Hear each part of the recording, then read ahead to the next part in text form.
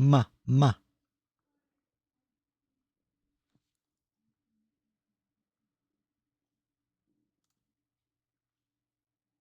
Okay, that looks like that works. Be gone message.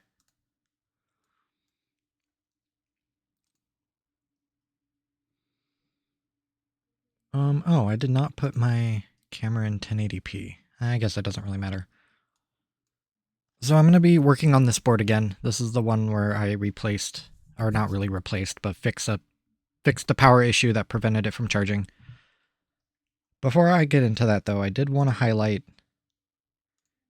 a project that just released today. It is an open source flashcard that runs in DSi mode. And why that is particularly special is because all of the flashcards that you see nowadays, from the best of my understanding, run in DS mode, not in DSi mode. My understanding is that comes with specific features, like it has access to utilize the DSi hardware, which I think is like a little more RAM, and it allows you to play DSi exclusive titles. This project's entirely open source, and they even give you like very descriptive guides on how to order the PCBs and everything, really. It's pretty amazing. Even as kind of a lay person as myself, I would feel confident enough to order a PCB that I manufactured using their guide that they have. So I'm very happy I'm happy to see kind of this stuff being released, because you don't really see this type of stuff very often. And from the comments I got, this is a piece of hardware that isn't just for power users. It's a pretty pick up and play thing for standard users as well. To how easy it is to actually operate and set up, they do have guides for that. But it can be, I don't know how much, like, do I need to compile it? There's a few like specific questions I have, but it would be more of me sort of fumbling through it if I ever have one in my hands. So yeah, no, that's really cool. And unfortunately, ordering PCBs has to be in a minimum of 5, and a minimum of 5 PCB per, like, quantity wise. I'm not necessarily looking for 5, nor am I necessarily interested in spending like nearly $150. Sure, I could turn around and sell them, but as I'm going to leave that for smarter people to figure out, because that's just a tiny bit out of my depth. I've never ordered PCBs before. But yeah, completely open source using a Raspberry Pi Pico core, I think. It's really cool. So I know I've been watching their Discord, people are buying quantities of like 25 and more, so there should be some third party, or not third party, but there will be completed options on the market, hopefully sooner than later, and I have no doubt in my mind that sellers on AliExpress are going to be picking up these things and printing them by the thousands, because they can probably do it crazy cheap over there in China. One of the perks, so that's always another option, because there are a lot of console mods on AliExpress, especially the ones that are open source. So let me get this console back together and just sort of re-show the faults, so to speak. See what we're dealing with.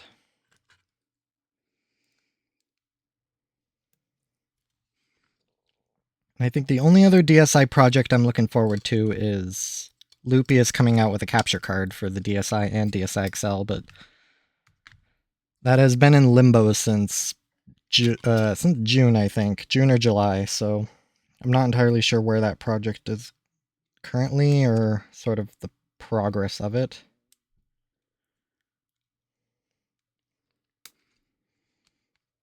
But that's definitely going to be a very spendy mod that I'm going to see if I can do myself. I don't expect that to be anything short of $100 a board or something. Which, that would be another thing that would be really cool to be open source, but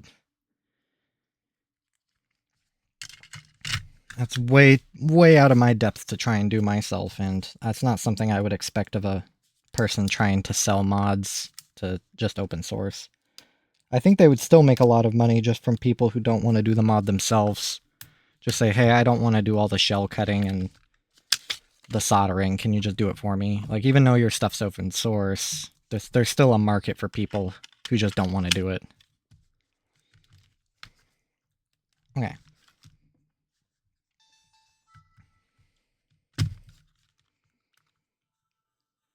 So when I open up any app, I'll just do settings again. It will just default to an error has occurred. To the best of my knowledge, that is a problem with the Wi-Fi card, or it could be perhaps communication to the card. Something is wrong with this specific component B, and I'm fairly certain it isn't the card itself. I tried 3 different cards, no luck. So the next sort of option down that chain is communication to the chip. And I guess I should quickly recap what I did to this motherboard, why there's a red wire there. It wasn't charging single orange charge light flash. It wasn't pulling power, wasn't charging the battery, but the console turned on and played. There's supposed to be a continuous circuit from the positive end of the battery connector all the way to the leg 9 and 10 of the component U11. There wasn't.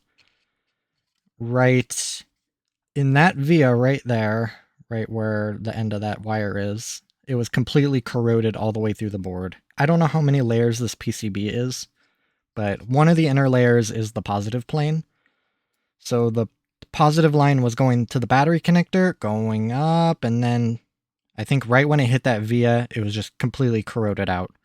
So what I needed to do is run a wire from the positive on the back side of the board. It was on test point 7, which is where the positive signal goes through, or the positive goes through a cluster of 4 vias, and then that connects to test point 7. So I just soldered to test point 7 all the way up to that corroded via, which connects to like this little bar that connects to 2 vias that goes all the way to U11. So now this console will charge. Still turns on. So the next thing I want to try is to resolder the connector for the Wi-Fi.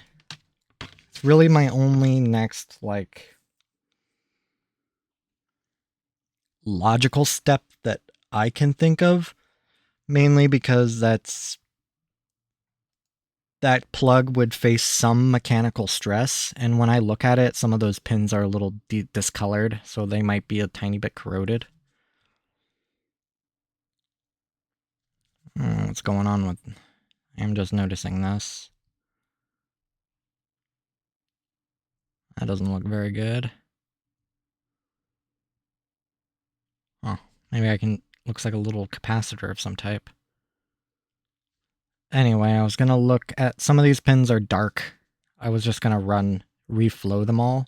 It's possible that maybe one or more of these pins have just got corroded away.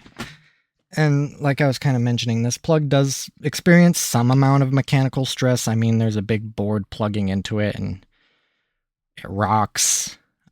Even though it's held pretty securely inside the shell, it can still take like an impact, and there would still be movement in this card. It's not completely isolated or like fully locked in.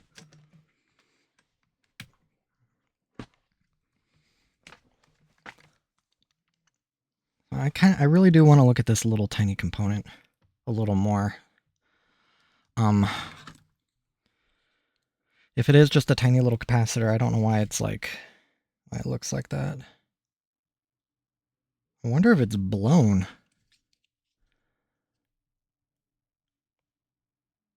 Because it just doesn't look right.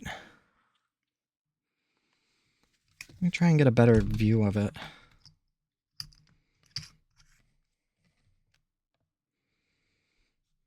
I don't think I've ever seen a ceramic capacitor just like explode.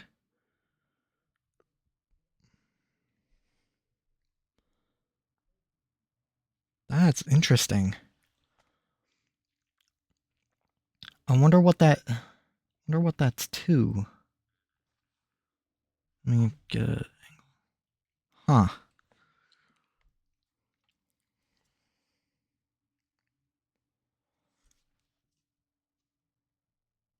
Yeah, that's.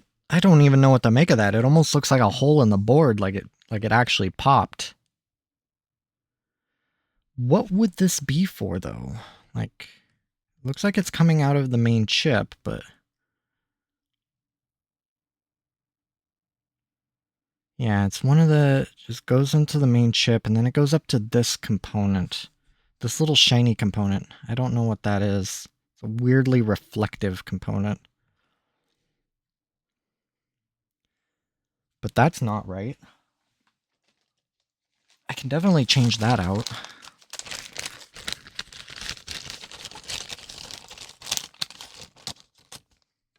I'm just trying to think of how I would even test it.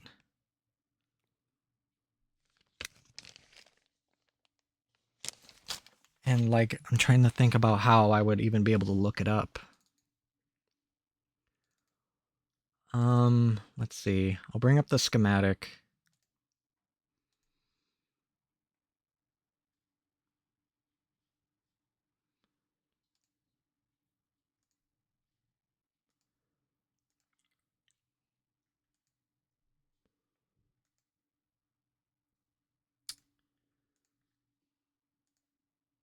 Ugh, not what I wanted to do. I keep falling for that trap.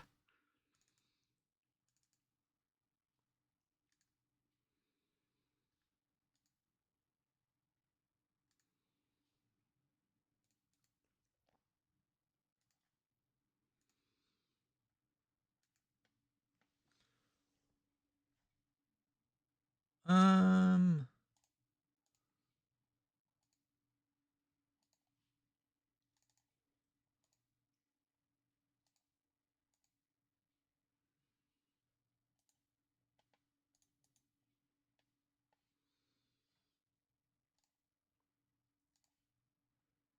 don't want to sign in. This control panel.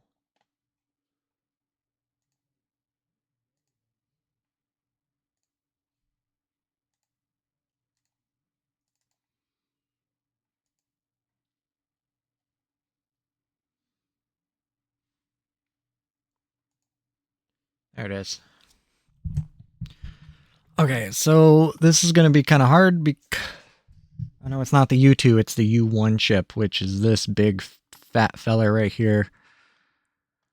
I wouldn't even know. I think it comes directly out of the main chip.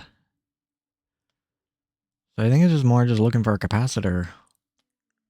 Well, what I should check to see if either side shorts the ground. That should be a good indicator of where I need to go.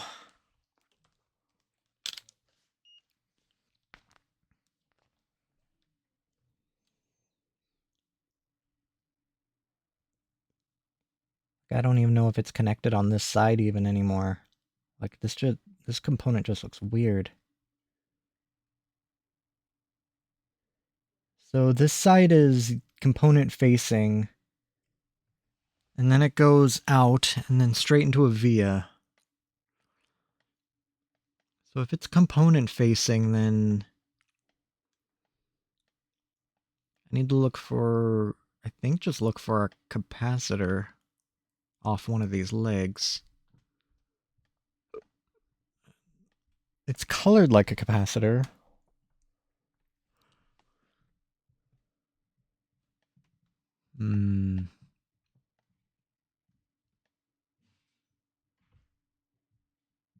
Resistor arrays.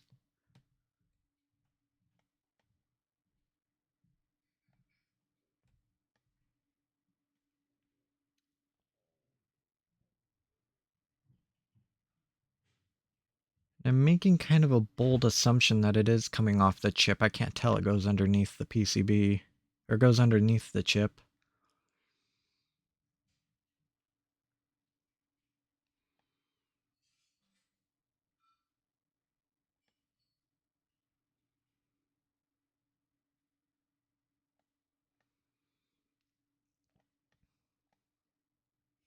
Fuse array.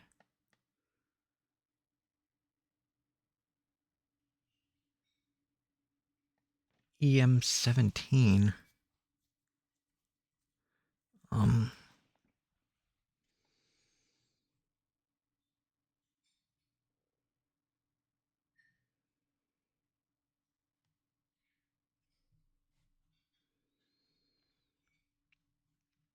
Trying to see if there's any hints that I can find.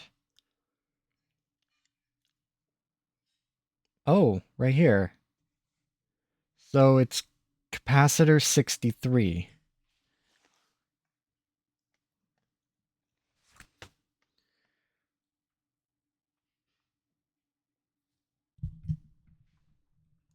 C63.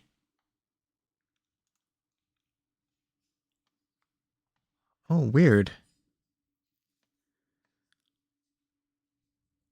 U9.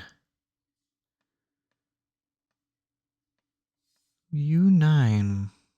U9 is S35199A. U9. So this is the capacitor. So it sort of circles into itself. Ground. So one of the sides goes to ground. Mighty interesting. So I wasn't able to get anything going to ground because it looks like one of the sides of this capacitor is just like completely blown apart. Like I said, I don't think I've ever seen a ceramic capacitor just like die like this. I don't know, it could just be corrosion.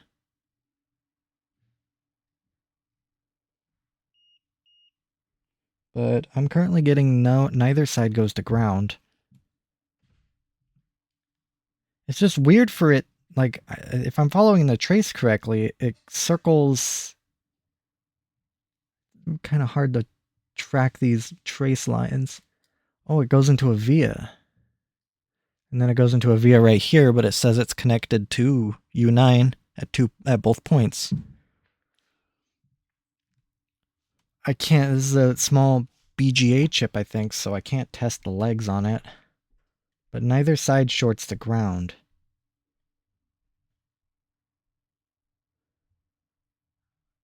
Let me check a normal board. This is a fully functioning board. Kept out of a console for not testing reasons, but just sort of coincidentally. Good for me. That's what it should look like. Both of those little end caps where the solder sticks onto are in good shape. There's not that big hole punched into it. So let me check ground on both sides. Yeah, that side shorts the ground. So that's kind of wild, then, if it's this capacitor that's just popped its top, so to speak. Let me try and get this side onto ground. Like, if I don't get any ground reading, like, does that mean U2 is bad? Oh no, if I... Okay, I am getting to ground when I push into it now.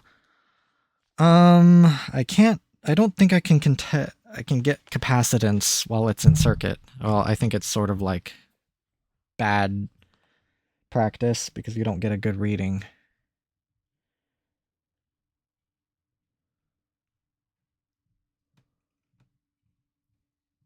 I just want to see if I can get sort of any reading. Because even if it's in circuit, theoretically speaking, I would get the same capacitance reading off of a good and a bad board, or off of two boards. Even if I can't sort of determine the capacitance of the component itself, if the capacitance rating for these two boards are the same, then it stands to reason that the capacitor is good, even though I don't know what the capacitance is, if that makes sense.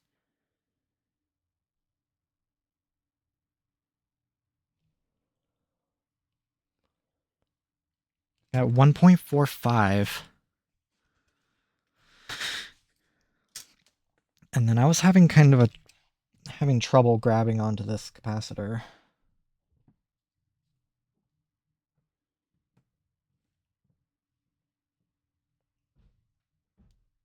Oh! Well, there's my problem.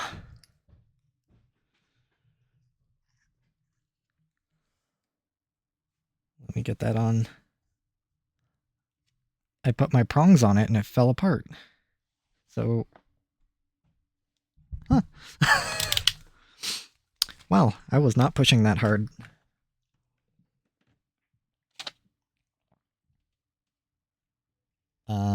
Tweezers.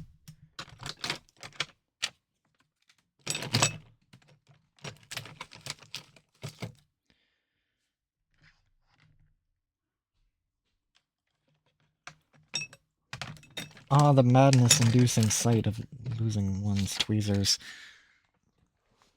Oh, here they are. So, yeah, I'm not supposed to just kind of pull it off like that. That's weird. So, that capacitor needs replacing.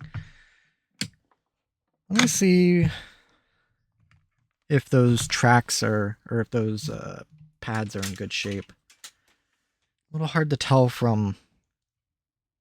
It looks like, I don't know if it was corrosion or if just something ate away at that capacitor somehow.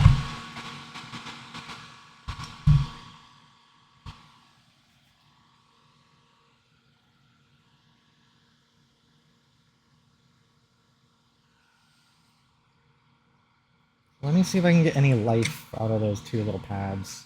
Maybe try and tin them up a little.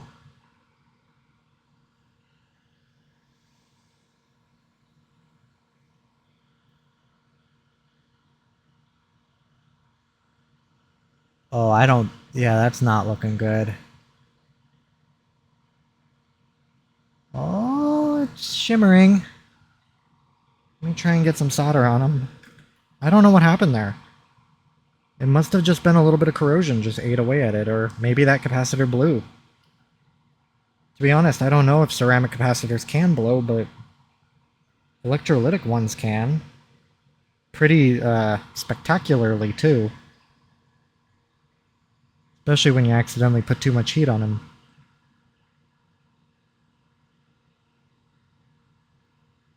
That pad's fine. That other pad does not inspire much confidence. I think that's just PCB.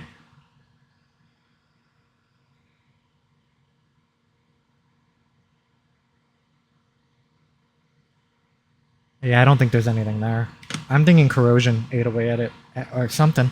Like, I know blown electrolytic capacitors can eat away traces. I don't know about ceramic, if they're even remotely the same. I was not under the impression that they were.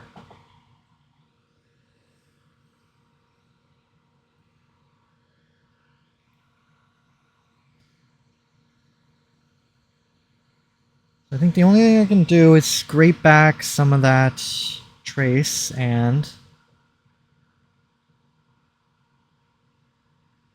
It kind of looks like it is still there, but I wasn't getting any solder to stick to it. So I'm less of the idea that that's a good pad.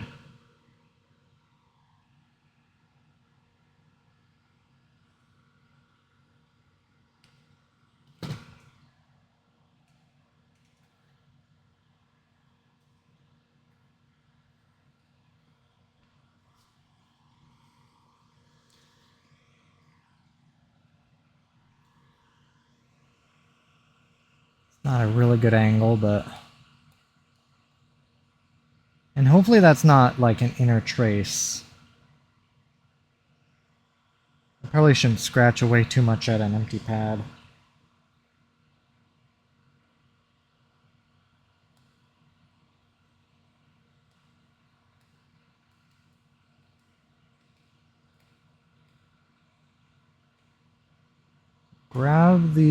Scratch away at the trace above it.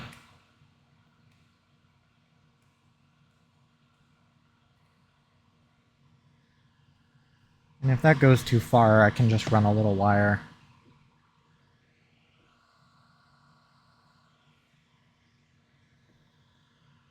I'll try and add some more solder.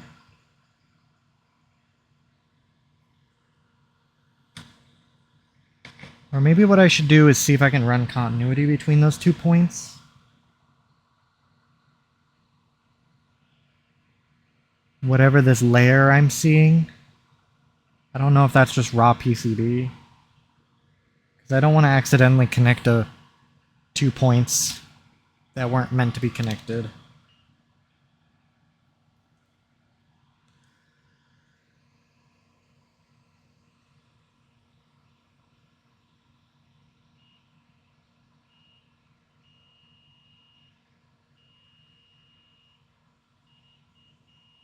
Oh no, according to my voltmeter, that pad's still intact. It looks really dull though. I wonder if just oxidation was keeping me from sticking solder to it or something. Try again.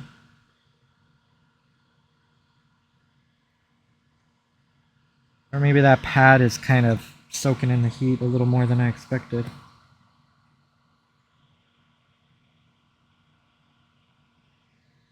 I'll turn up my heat a little. That might be the problem. It didn't feel like it.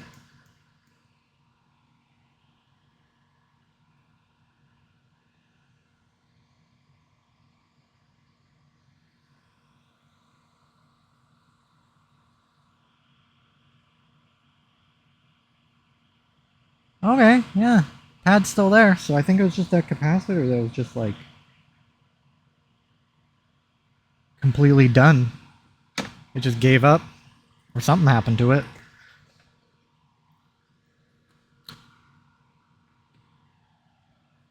Alright, let me grab my junk board and grab that capacitor off. God bless the junk boards. Let's see. A little dirty, but the component itself should be fine. Yeah, why this is a junk board, I can probably angle it down. You can see that big crack. There's just a big bend. I'm just going to assume that this board doesn't boot. So, that's why it turned into a junk board. Let me grab a little bit more solder to try and just nab this component off.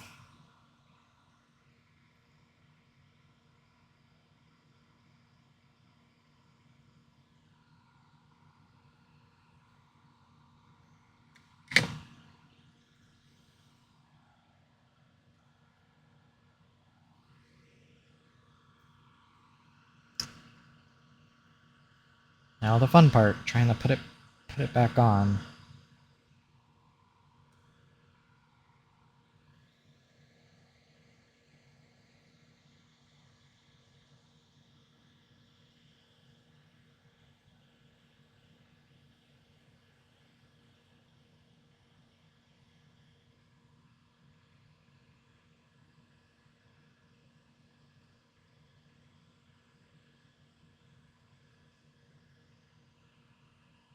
Oh, I may have made a mistake. I think I may have just pulled the end cap off this capacitor.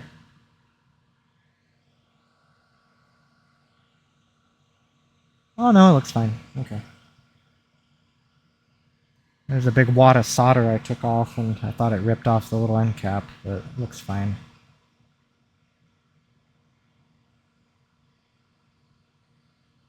Ah, sticky.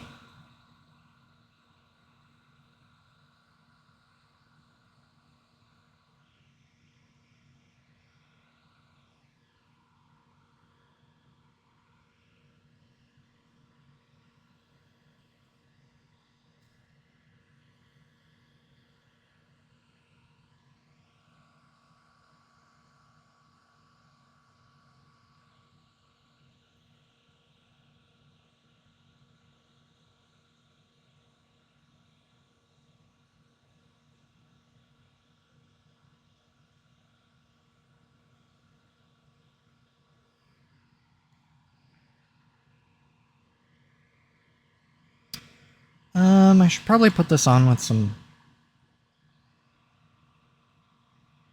probably have better luck if I put it on with hot air than I do with it iron, but I'll try with my iron first. I kind of made big solder balls there.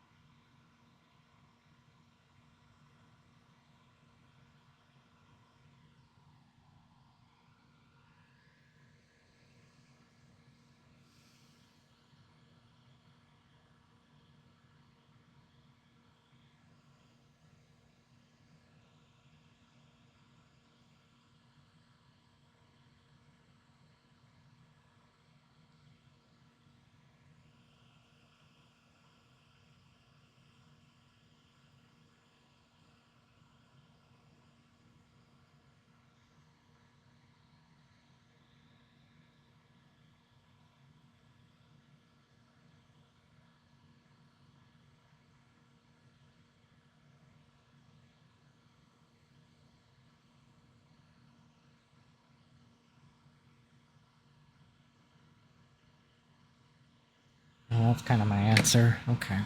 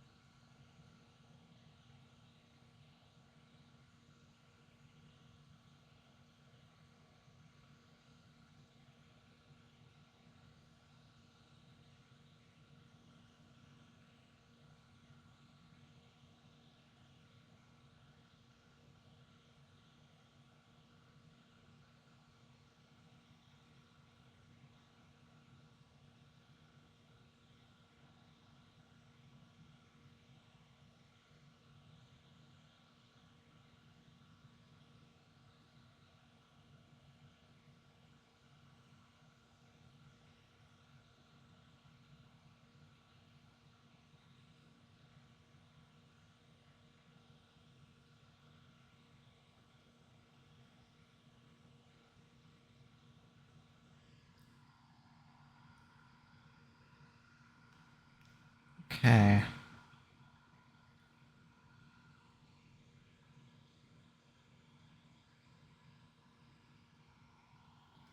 Now the fun part of trying this without melting anything. Oh wow, you're telling me I can buy viewers? That's amazing.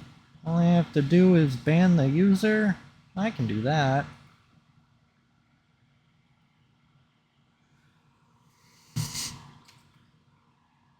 Alright, nothing ventured.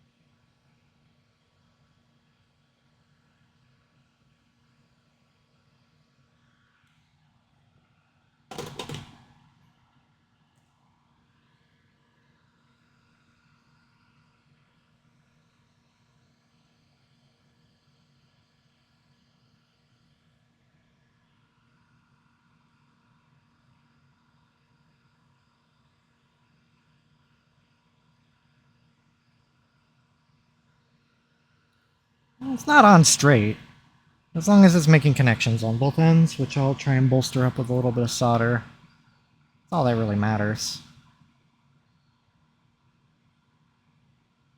This ain't gonna be winning any prettiest PCB awards.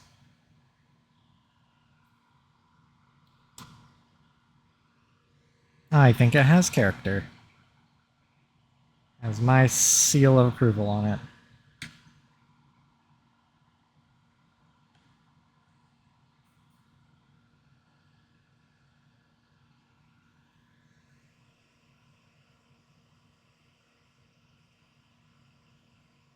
Uh-oh.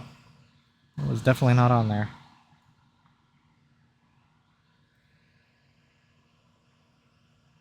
Abort, abort.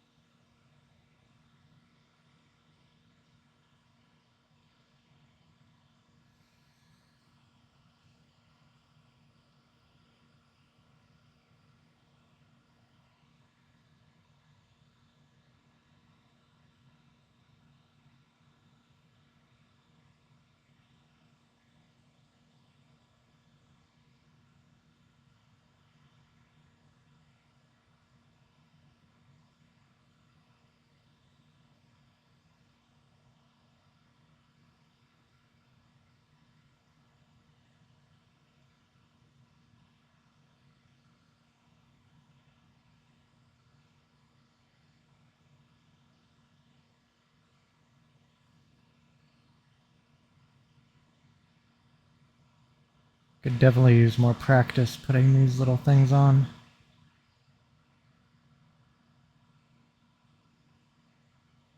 No, as long as you get like one leg on, it's pretty easy, but sort of getting one leg on and then making sure that you tack the other leg on without moving the whole thing.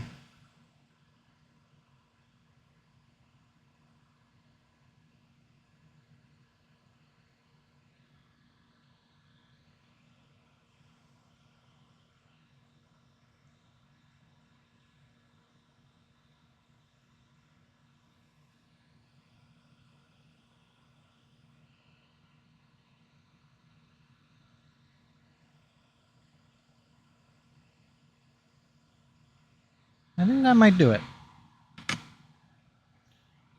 Actually do it this time.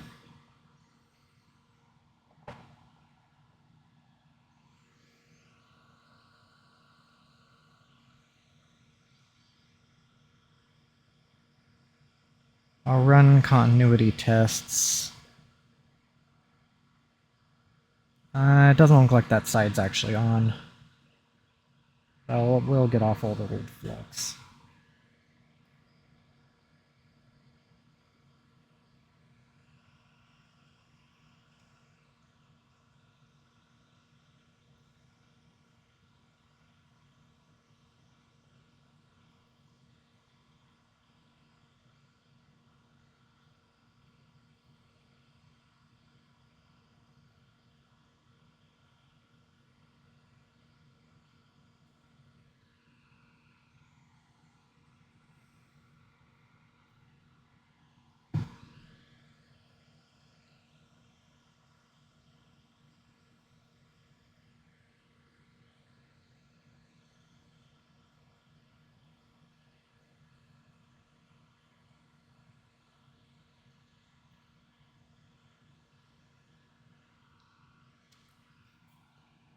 Alright.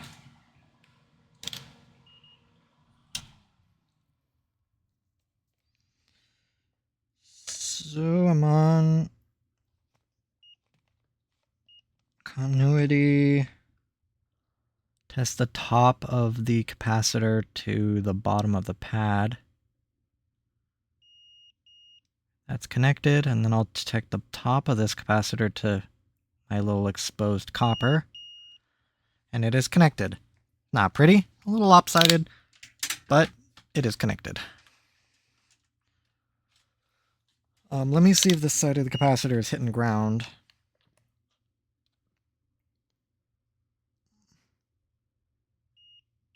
And it is.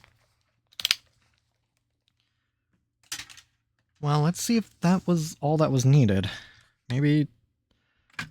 I don't know what the component U9 does.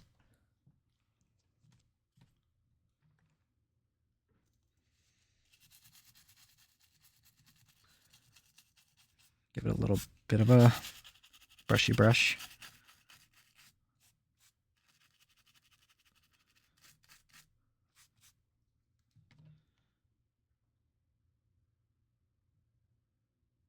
And just a wee bit lopsided. I'm just gonna wave it off screen to dry it a little faster.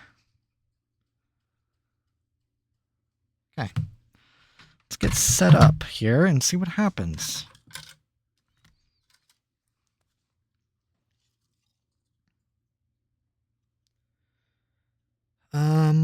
Okay, the plug is P5. So if I do kind of want to see how this component connects to P5. Oh, Wi-Fi right there. Those two pins are connected. P5. Okay, so whatever U9 is, which couldn't even begin to guess. I'm guessing all of these, the markings for the chip itself are a pretty dead giveaway. But it's just a bunch of acronyms that mean very little to me.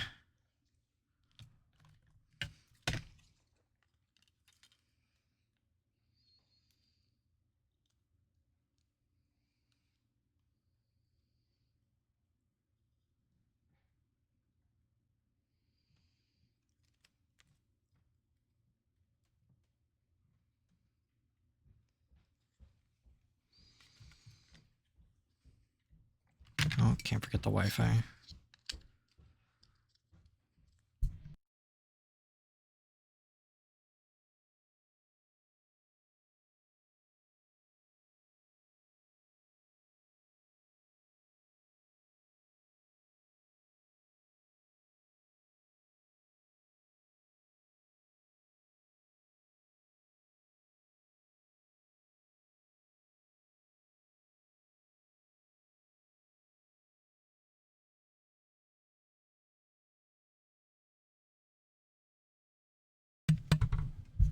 Well, it still boots, that's a good thing. Now. So it's possible that capacitor was still connected even though it was blown. Well, at least appeared blown. Either corrosion kind of ate the top of it or something.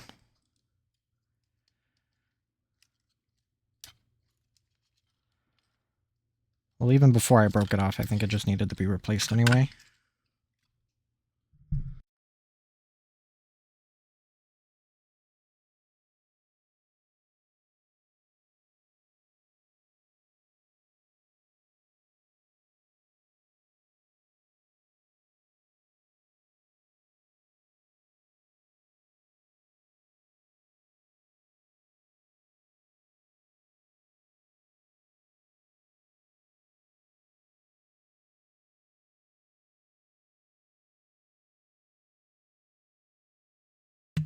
So now I'll go through the process of reflowing this plug. Just all the little legs on it.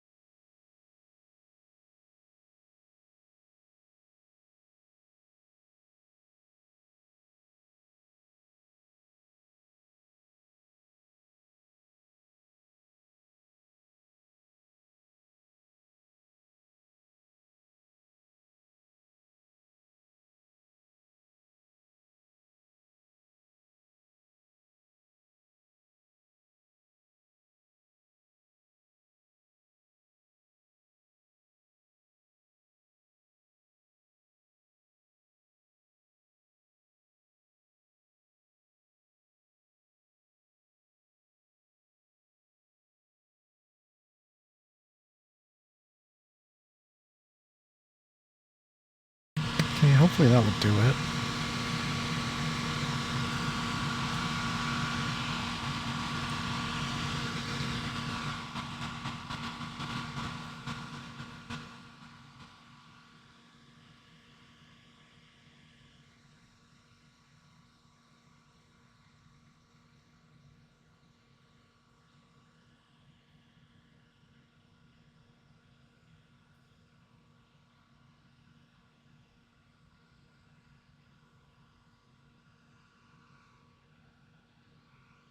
Doesn't look like I melted the sides of the plug like I sometimes accidentally do.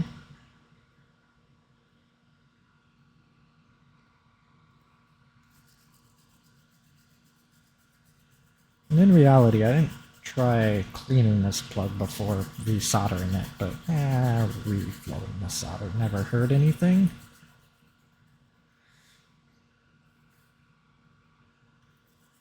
I'll just make sure I got all of it nice and sparkled up for the dentist appointment.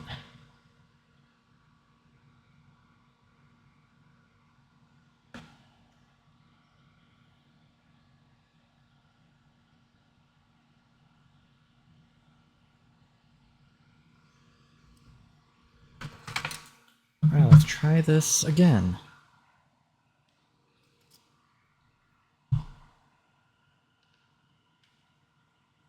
I'm not too confident in that reflowing. It's a little hard to tell if that actually did anything with how far I have to have my microscope so I don't touch it.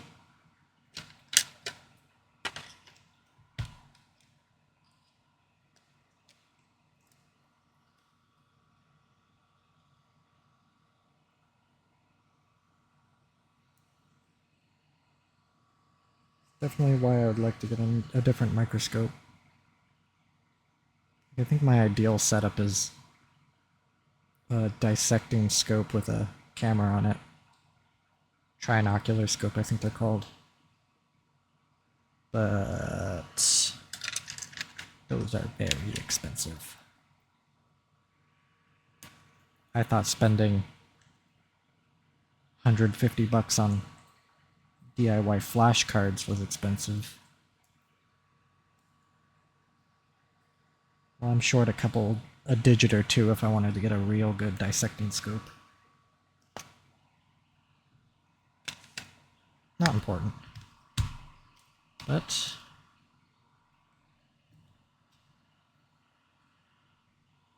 I'm missing something.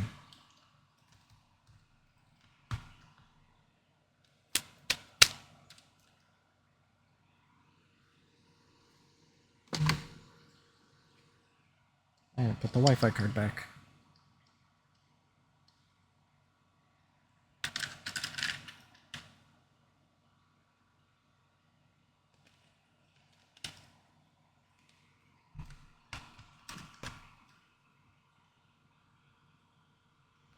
Oh, and I apparently didn't plug the top screen in very good. There we go.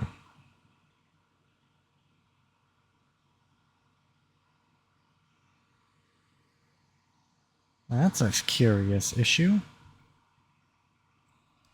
It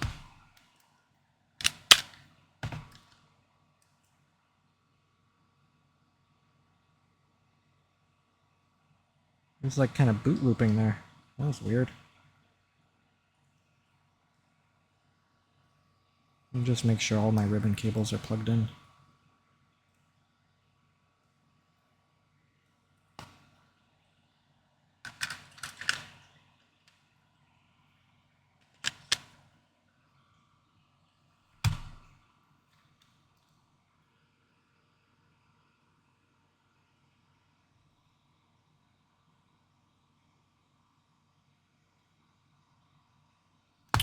Huh.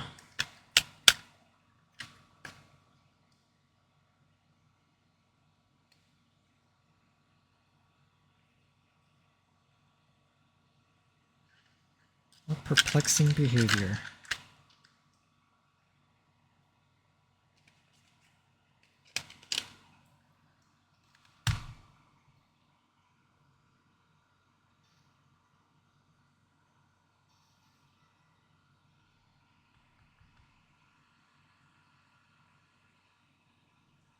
Odd. I wonder if this back screen is kind of shorting.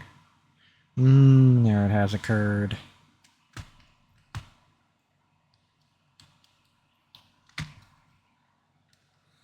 Alright.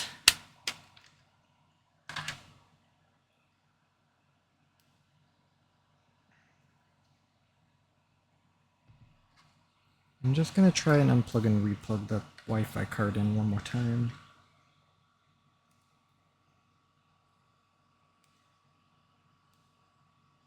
The console wouldn't boot without it, but maybe if it was like knocked off a little. Just carefully put it in the shell this time.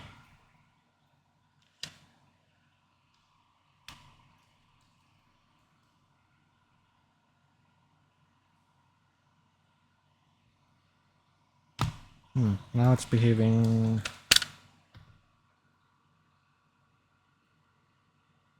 Get rid of this for now.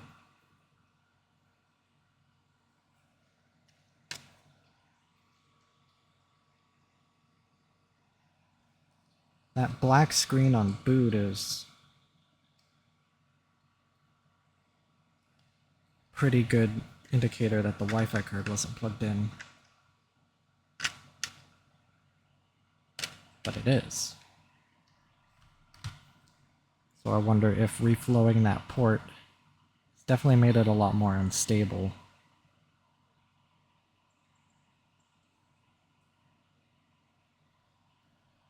Okay, I do want to try something.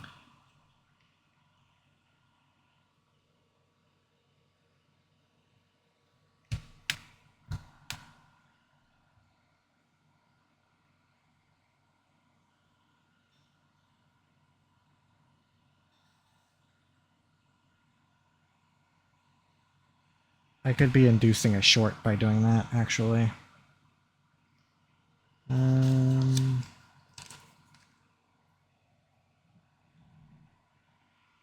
What I'm attempting to do is putting pressure on the Wi-Fi card. Just right on the plug. So if it is a plug issue, this will hopefully force a connection.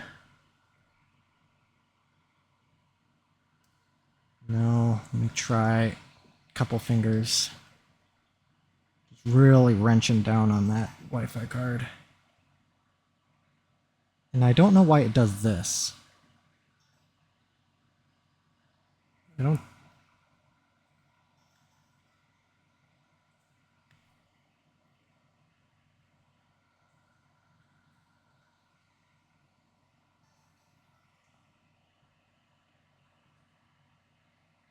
Just try and open up Four Swords Adventure. Okay.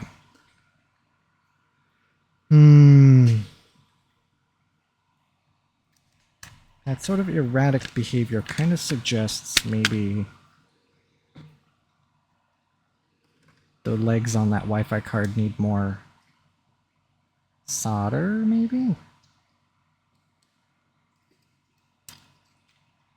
I know I've had success reflowing that port.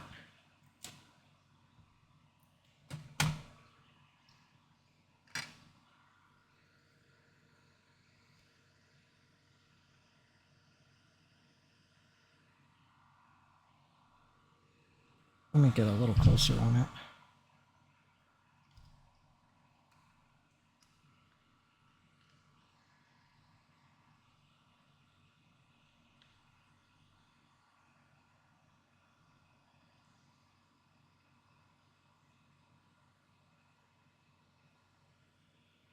Yeah, some of those pins don't look good at all. I'm thinking that might be my problem. That would definitely explain the kind of erratic behavior if some of these pins are just not even soldered on.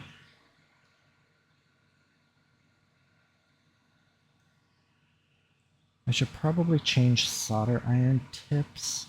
I should probably go to my micro solder.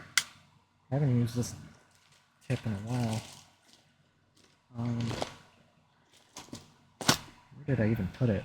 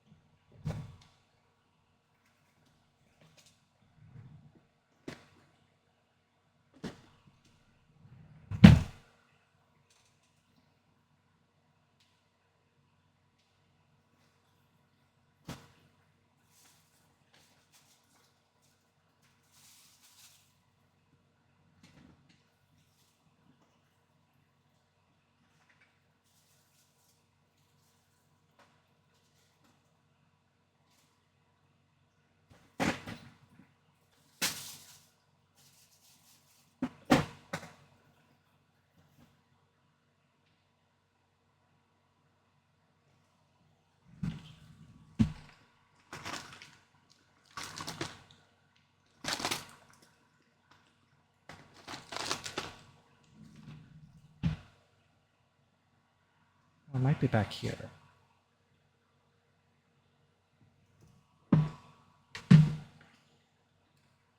Yes, it is. Okay.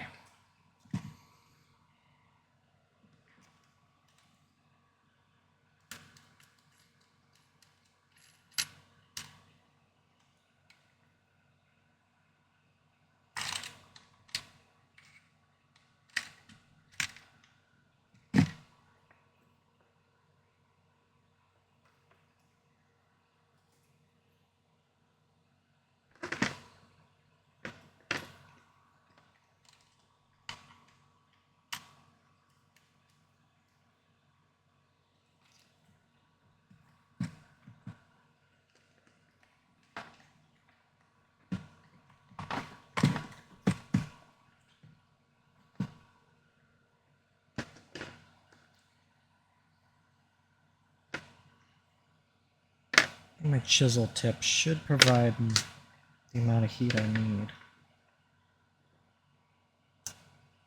without compromising too much on size.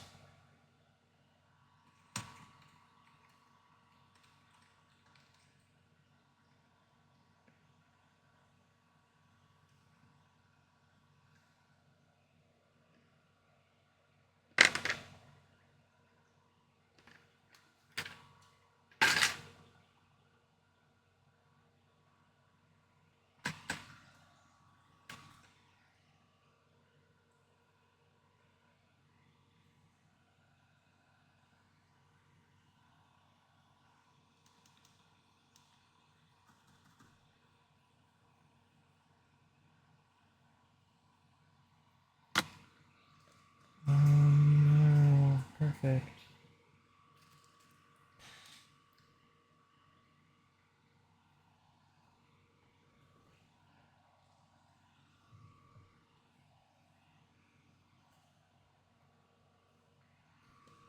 My desk is a travesty.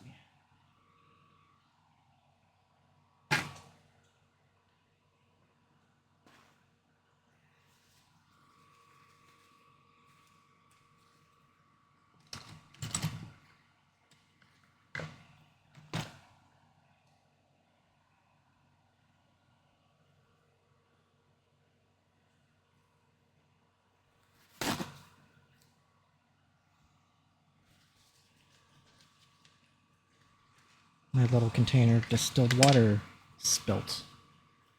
Or dispilt, so to speak. Try to sop up as much as I can. Probably a problem I deal with later. I need to clean up my desk anyway.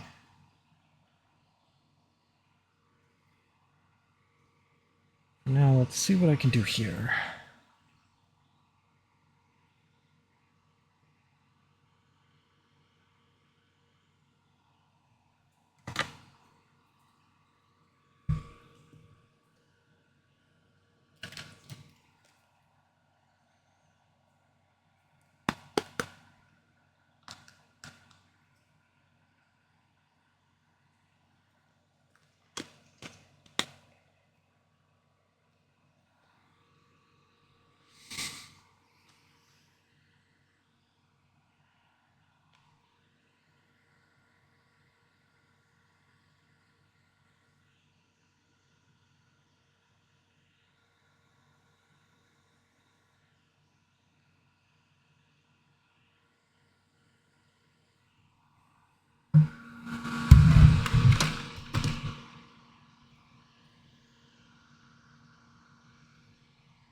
Move my camera away just a little so it's not super in my way.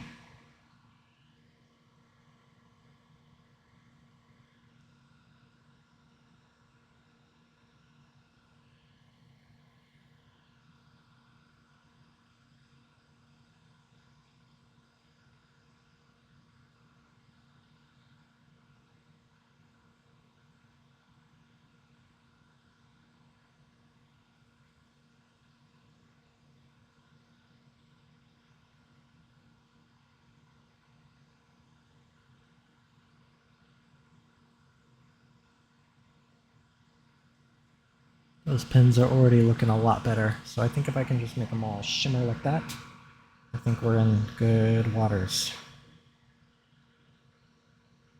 Now it's just gonna be as long as I don't bridge any on accident.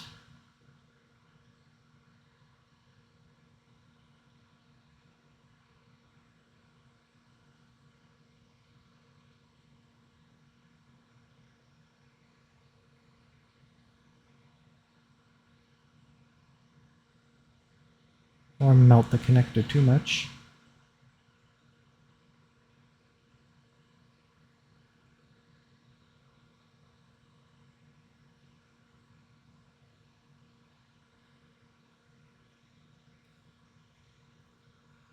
I'll get that bridge in a second.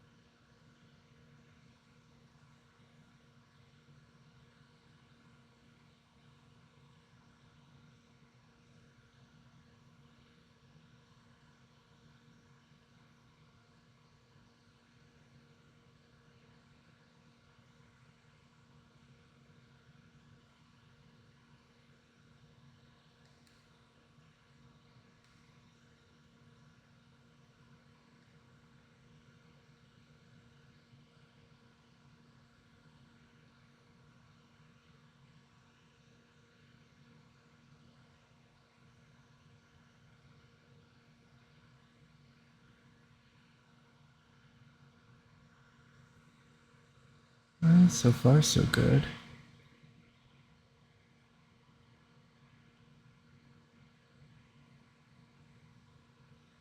Now it's kind of working around this capacitor.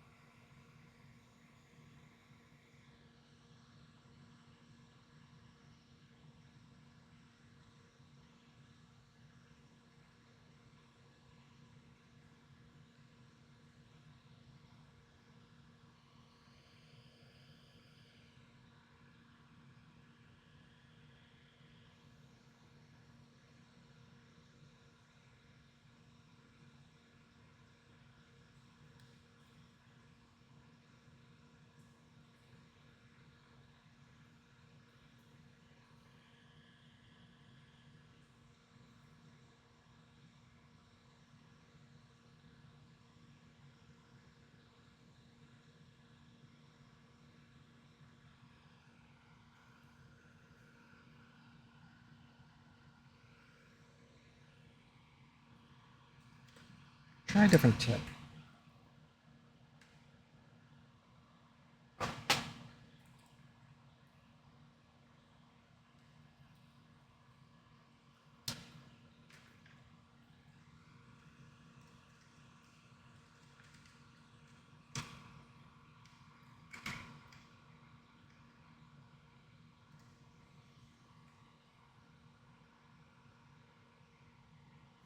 The chisel was working great, but it was just a little cumbersome.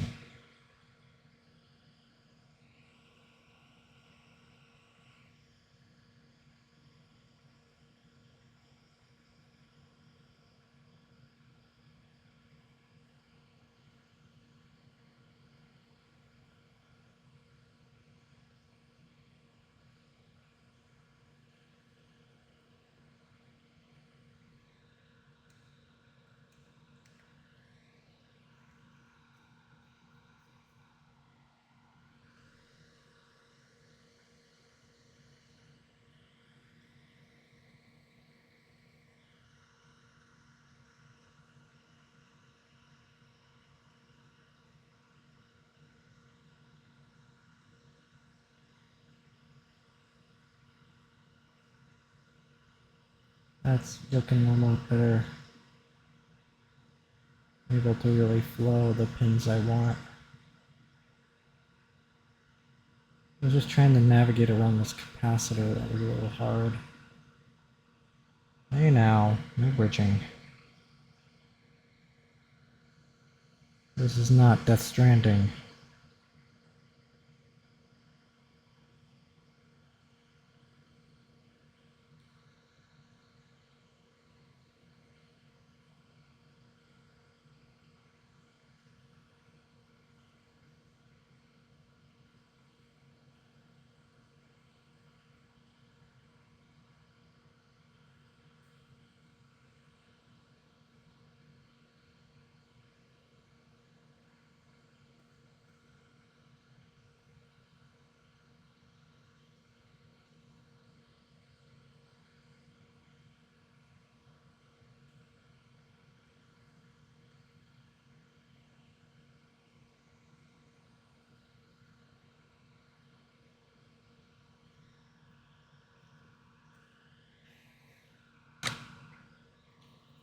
Got a little more flux to try and encourage that little solder off.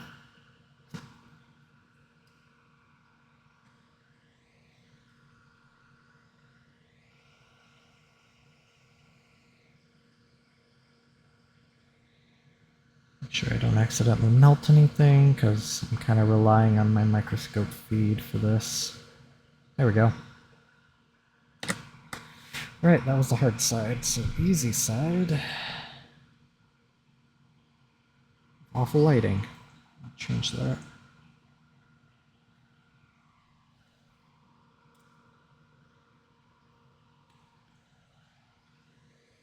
There, hopefully that should be pretty good.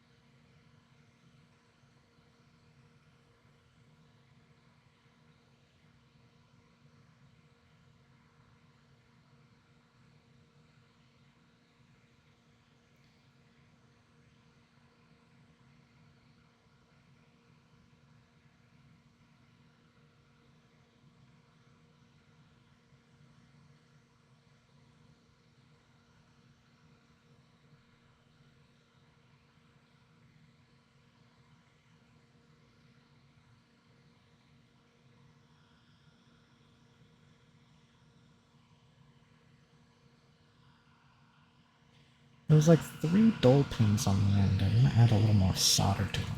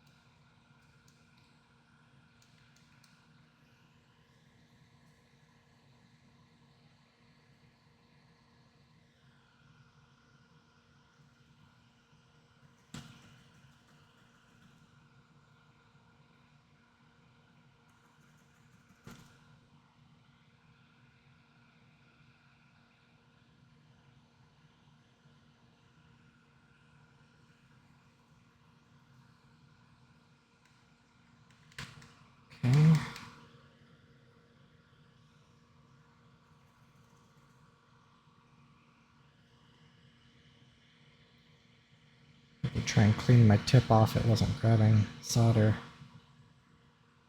This might be just a touch too much.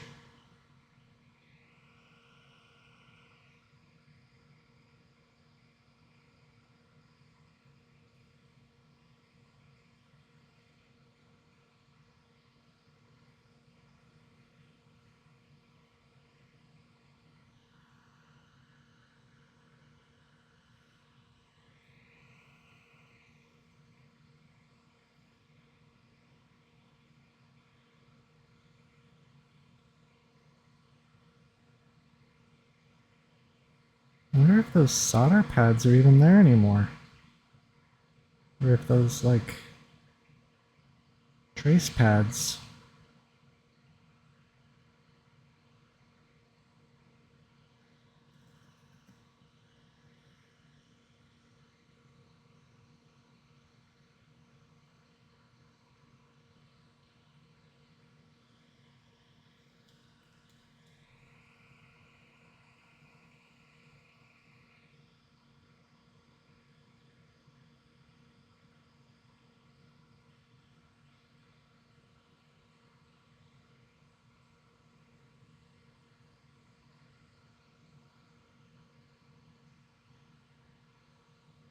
These are all tinning up fairly nicely.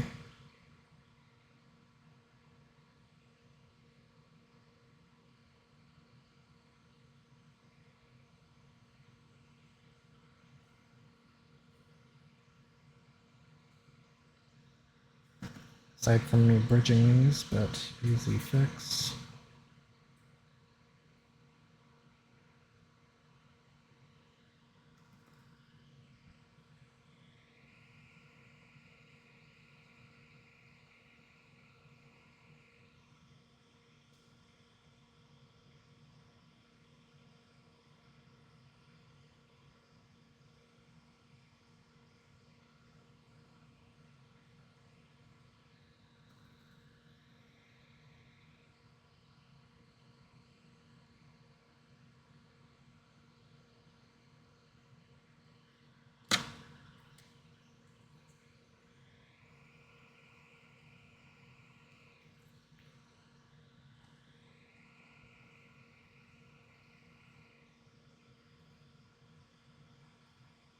Come on.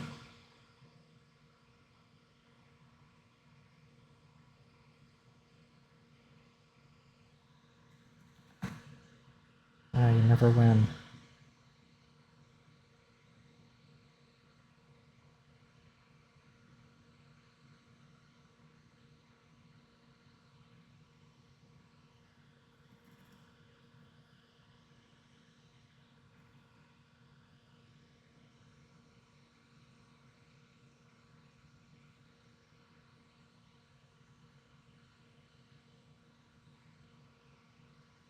There we go. So yeah, just looking at those pins, even those like last, looks like about 4 pins-ish? Almost looks like the pads underneath them are just gone.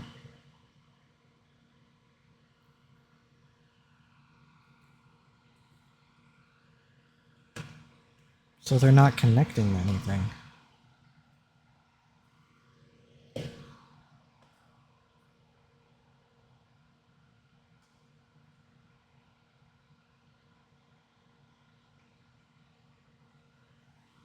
I'll try and see if I can get a good view of them. Maybe they are, and I don't know, it really doesn't look like it.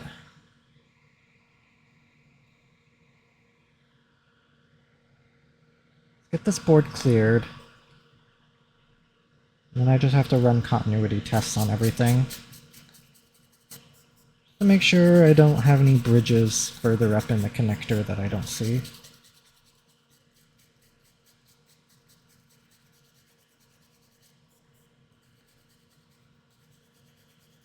I'm assuming the console would just error out if I try plugging it in. There were some bridges, but I ain't going to try that.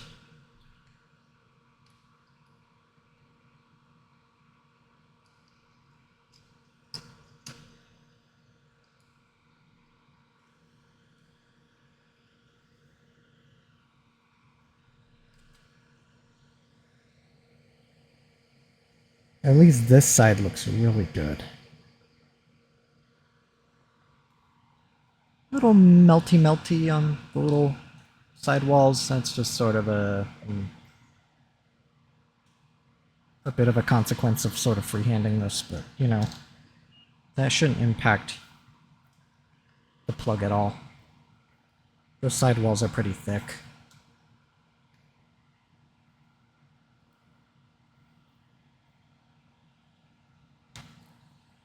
Now I know some of these are bridged together intentionally, or they connect to sort of the same point, or no points at all, like these ones up here.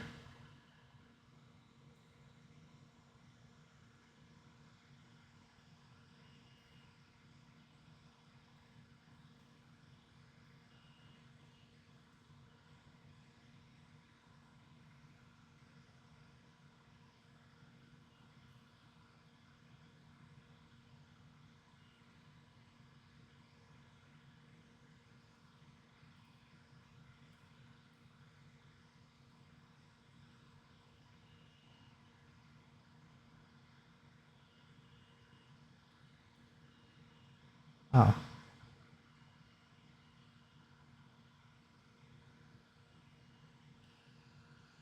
Damn capacitor is in the way again.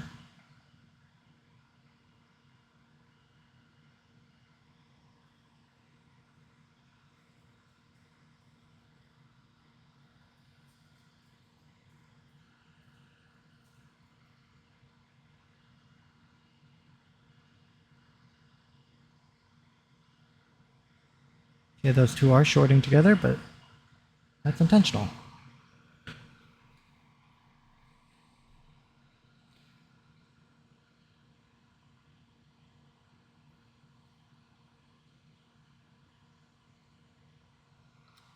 So I think what I'm going to do is scrape back some of that solder mask to try and get a good connection on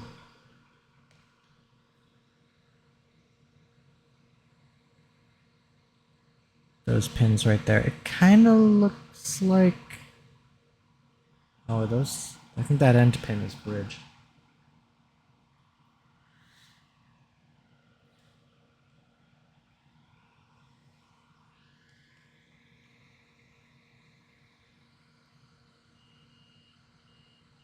It is. Oopsie. See if I can grab that real quick.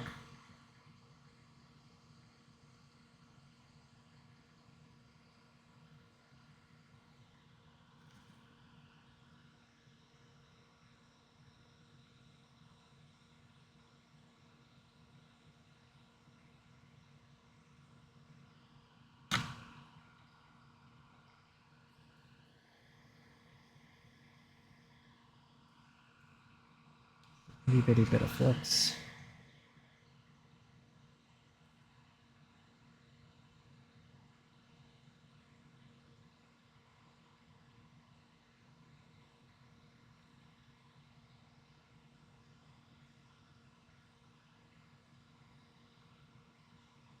There we go.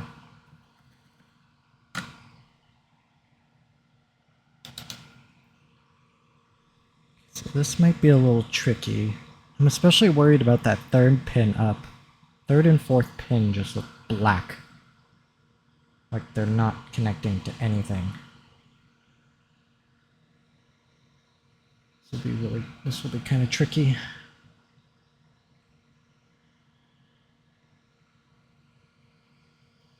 I'm not so much worried about the second pin, it looks okay, but let's see if I can just get like right up here.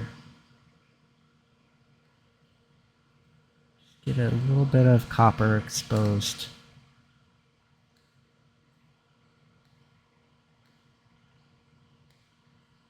Might not be going at a sharp enough angle. There we go.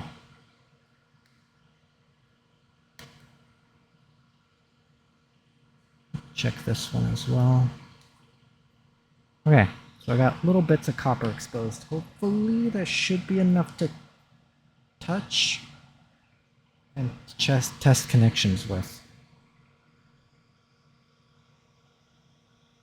With this little bit of copper.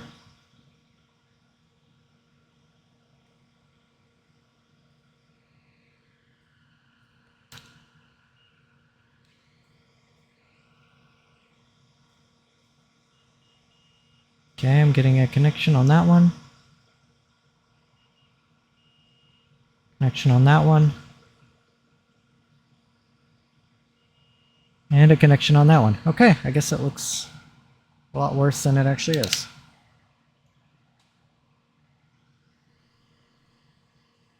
I can kind of tell from here that these all look good. I'm just gonna run. I don't see any bridges. Just check real quick. Never hurts.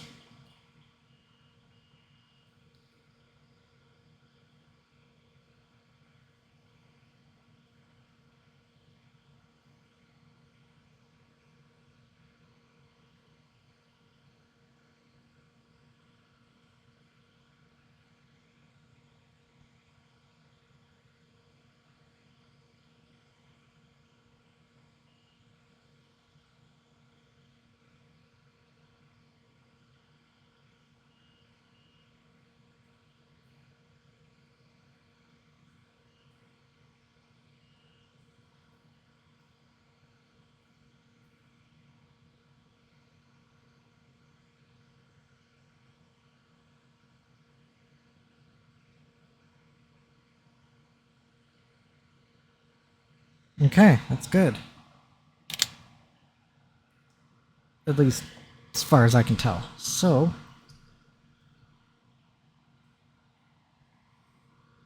let me do one more brush on it, try and get underneath the connector a little bit, and also inside the connector.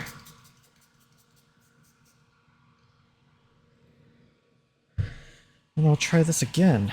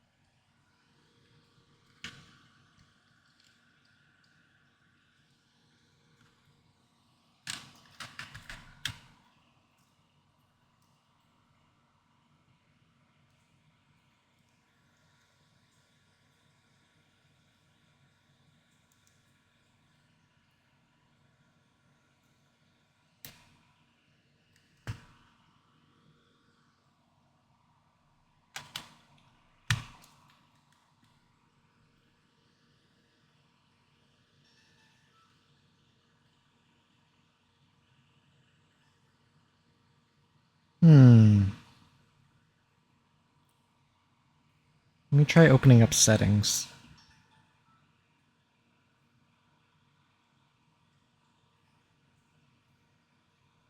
Error has occurred. Well, I'll try another Wi-Fi board. And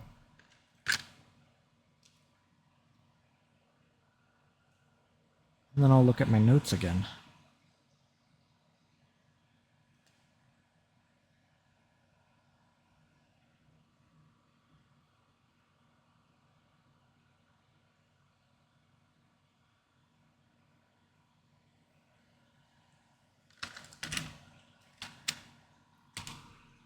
So I have the Wi-Fi board in from my known good board.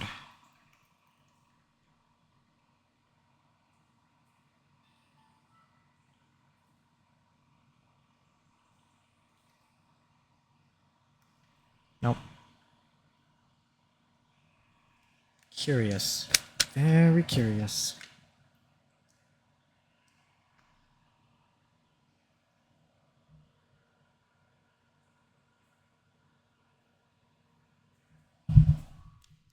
Alright, so let me look at my notes then.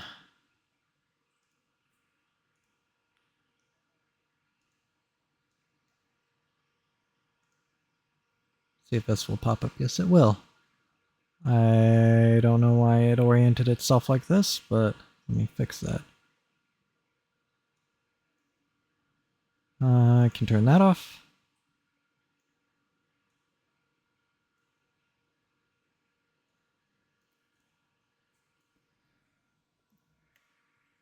Okay, so let's sort of see what we got here.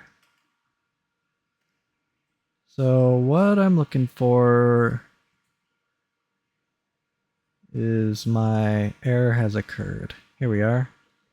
Not while booting up. Appears when opening any program. Resetting and cleaning the Wi-Fi board. Putting a piece of paper under the Wi-Fi board. Bending the Wi-Fi board. Loose Wi-Fi board.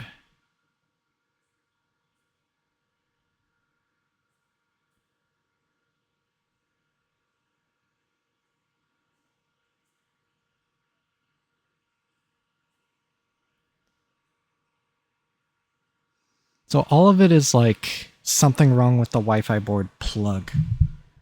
And I thought I addressed that. Let me grab a couple more Wi-Fi boards and just YOLO it, I guess.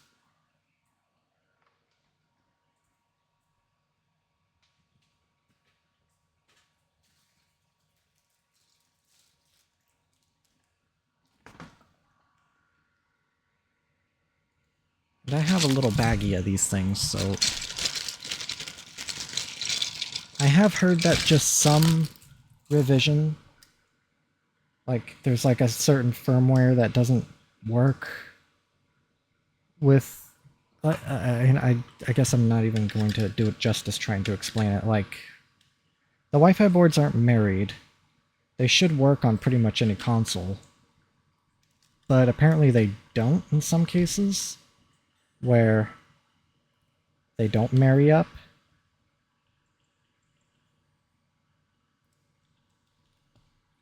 Meaning that some firmwares on the Wi-Fi boards don't match up with the firmwares on the console and just something goes awry. You'd think if that was the case, I wouldn't even be able to get to the main menu. I'd be stuck on a black screen. There was some, like, BIOS version confliction. Does my touchscreen work? No. I think that... Okay. No, off.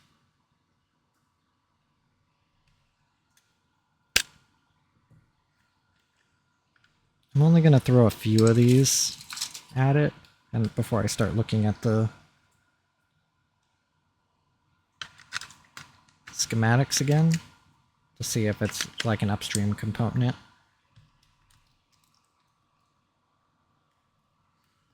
Problem is I really don't have a good clue as to what component would be causing the issue. I'm not even going to bother opening up settings. I'll just try and open up Four Swords Adventures. I'm also picking these at kind of random. These are all from DSi XLs.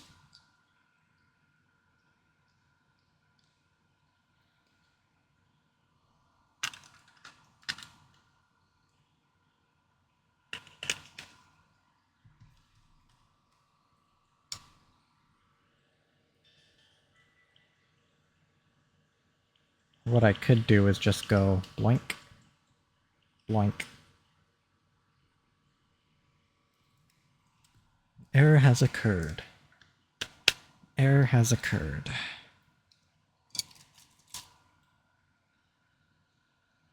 Because there's just going to be a point to where the sheer amount of Wi-Fi boards I throw at this should eliminate it as a problem. And I'm still not necessarily sold on the idea that there are some Wi-Fi boards that don't work on certain consoles.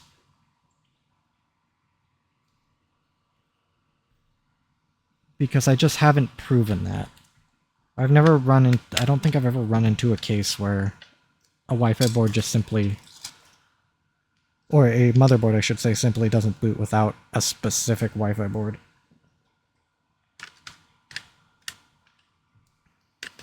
Because I don't know if Nintendo's ever pushed, like, revisions of the BIOS. Possible.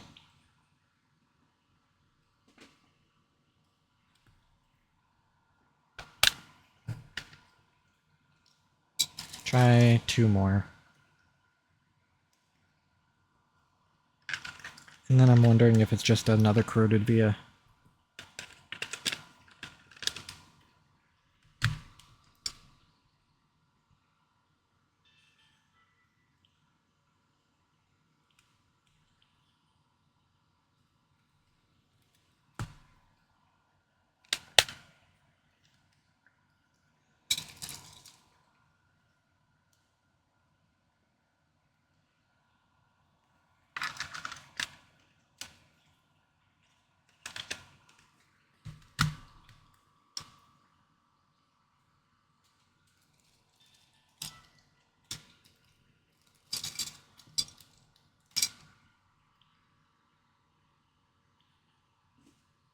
Yep, so it has to be something else.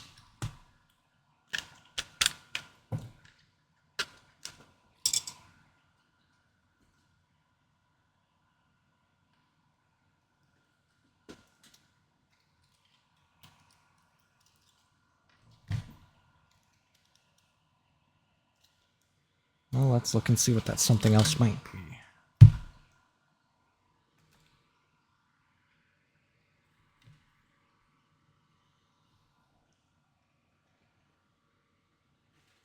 So, I want to go here.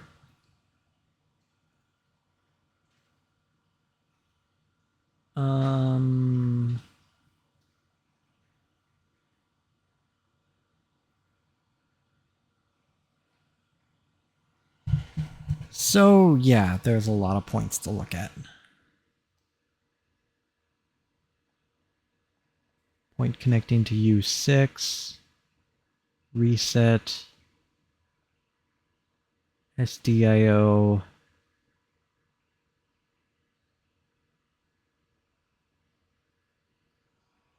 Pin 2.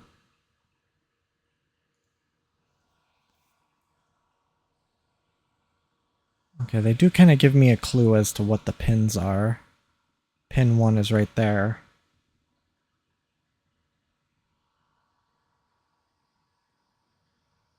So pin 2 is ground. Pin 1 goes to capacitor, or whatever CL14 is. I could probably follow the trace. It's a thin little bugger.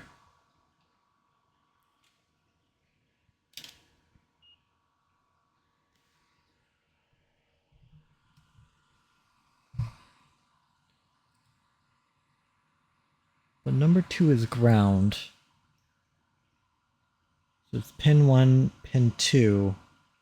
I think it's this guy right here. It goes to ground as well as this one of these sides of pin 57. This side of pin capacitor 59.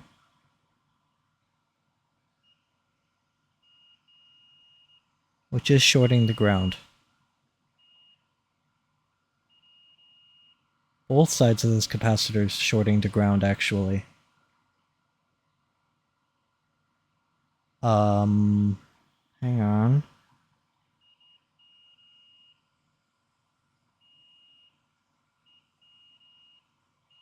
Now, that might not mean anything. Just because I'm getting a chime on continuity doesn't exactly damn it. So I'm gonna check my good board.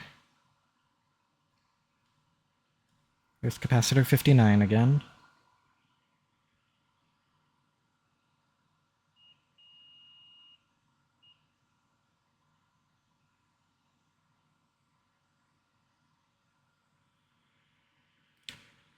Let me check and see if I can get a resistance reading.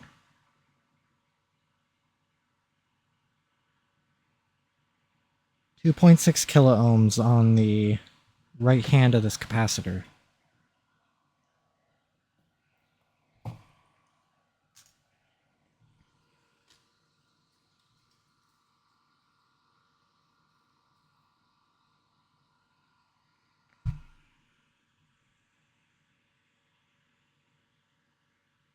$80 ohms. So this side of the capacitor is shorting to ground when it shouldn't be.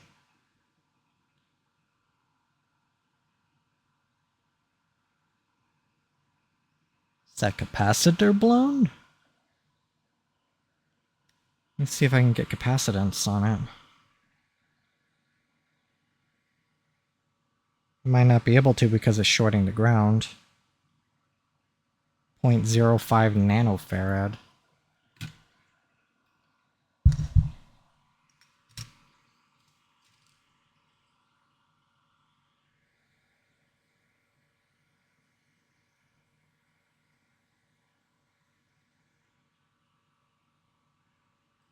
I need to make sure that I got this correct.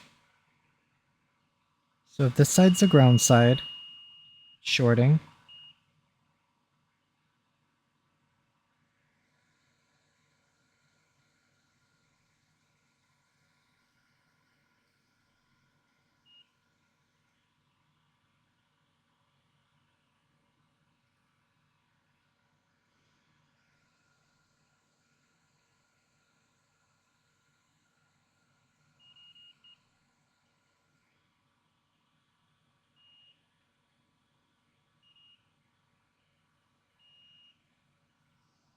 Turn off my fume extractor so I can hear. I'm not shorting on that side of the capacitor on my good board.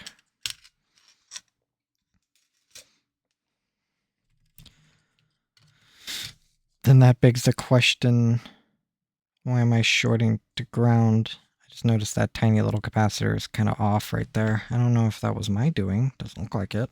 I doubt that's my problem because this is power. It's in there. Alright, back to this. I wonder if maybe there is a bridge in my connection.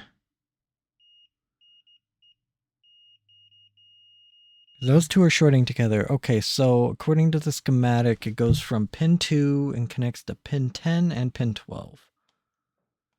As well as pin 28 through a resistor 122, which is unpopulated. So this side of the unpopulated resistor should short to the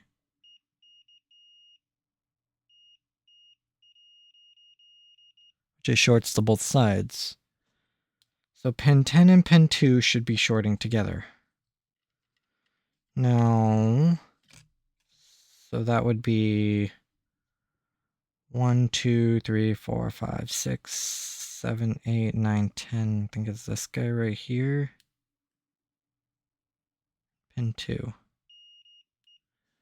Yeah, they're all shorting together when they shouldn't be. Why? Pin 2 is nowhere near pin 10 or 12. Is that the only ground connection? No, right here. Pin 3, 8, 14, 19. These are all ground. So pin 12 would be right next to pin 14. Let me see if I can get really in there, because I'm not going to really be able to determine a bridge via continuity if they're all shorting the ground. It would not be surprising if I if I created a bridge. That's not too...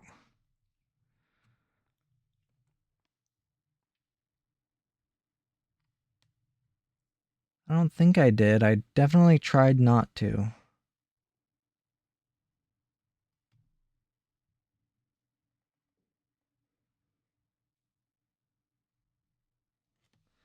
There's kind of a little bump right there.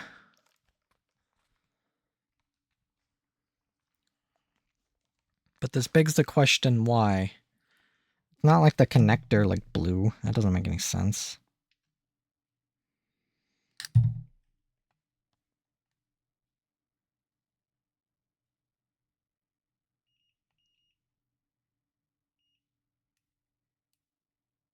But those aren't shorting together. So why is it that it's shorting to ground? Let me check the other side.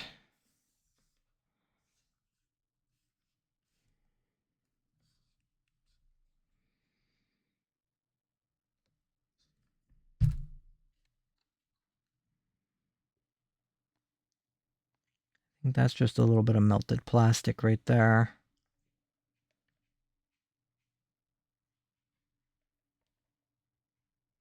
Oh, is that it right there? What pins would these be? 1, 2, 3, 4, 5. It's 3 and 5. 3 is ground. 5 is... oh, one that shouldn't be ground.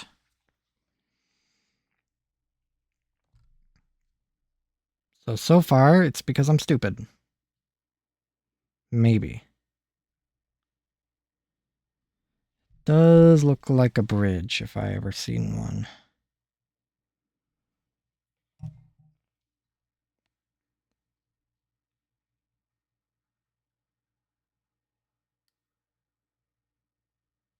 But it is not reading as a bridge.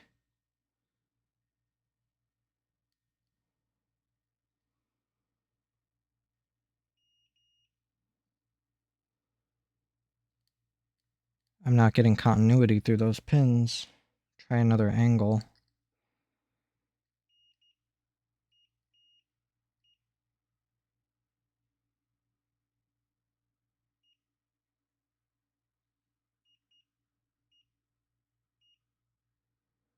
Only getting continuity when I accidentally touch my lead.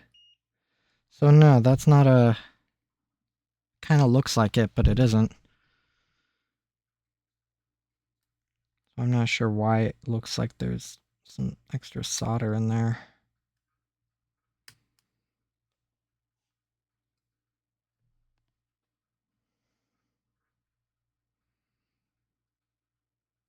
So why is it shorting to ground?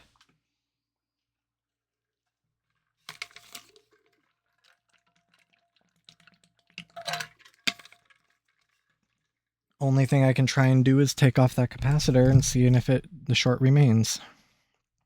If it's shorting on both sides because of that capacitor, what else could it be though? It could be capacitor 60 or 59. But why would the upper side of... it would have to be this capacitor. Like, I don't really see any other option.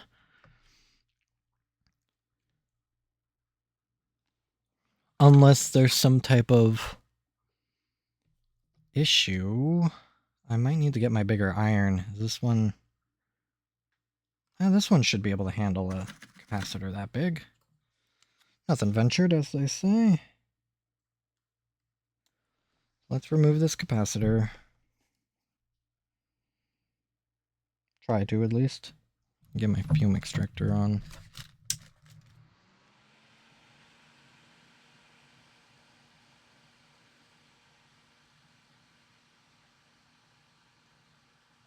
I need to add a little bit of solder on my iron to help it flow.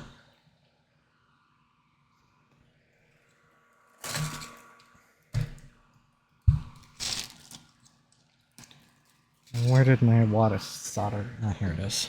End up this time.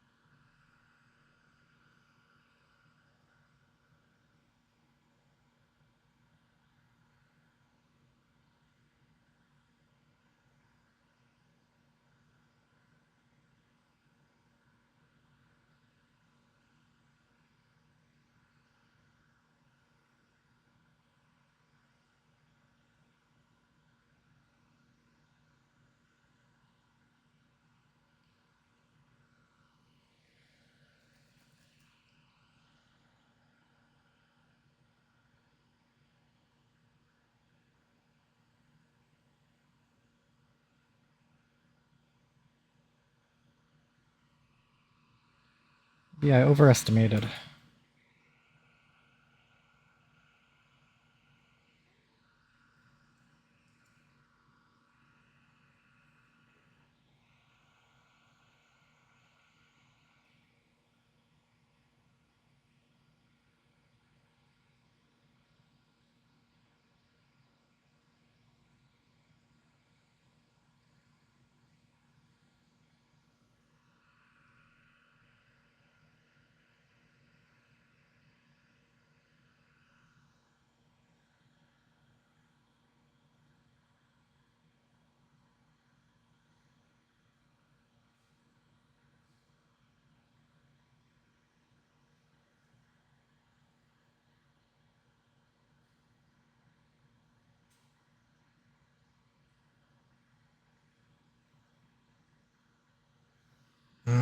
Bigger iron means...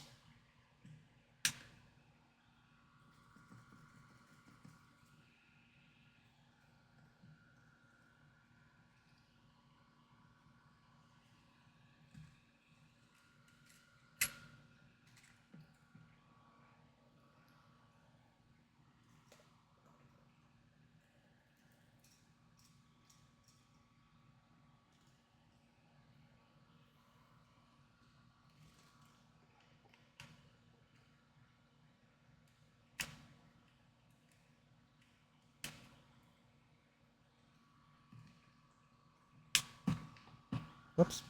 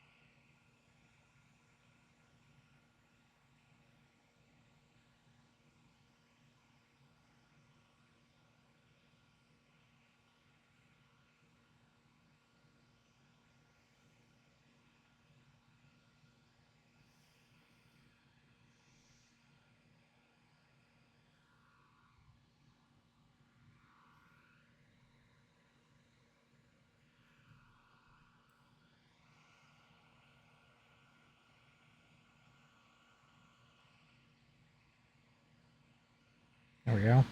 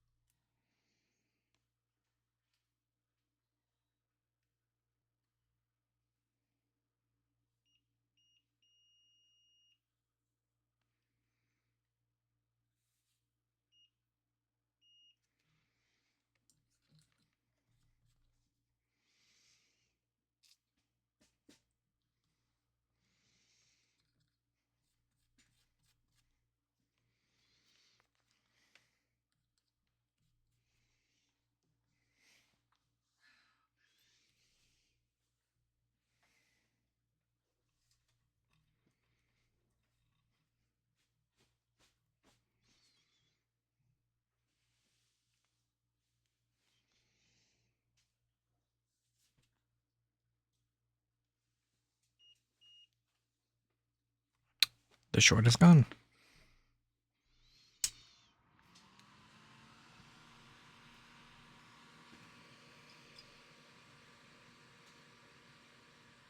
Let me check the pins again. So what I'm looking for is pin 2 and pin 10. Pin 2 is this one right here. 4, 6, 8, 10.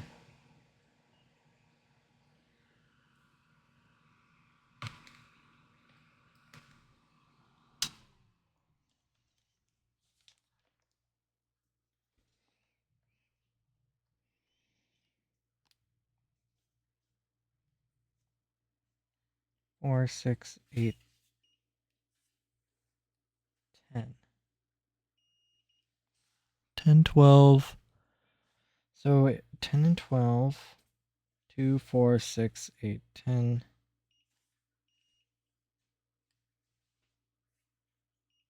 12. 14. It's weird I get like a momentary chirp. I need to try and go at another angle here. 4, 6, 8, 10. Actually, I might be touching the solder blob over there. 4, 6, 8, 10.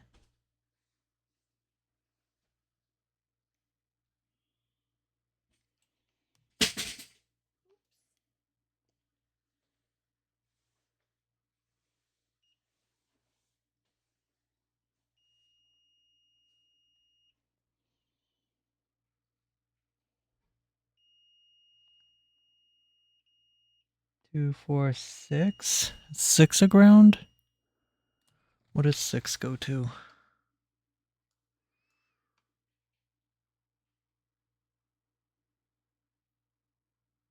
6 does not short the ground. It shouldn't be.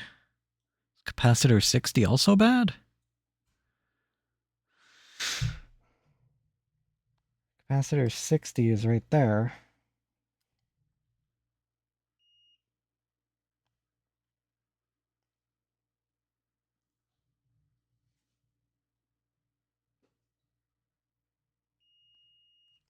It's not shorting to ground.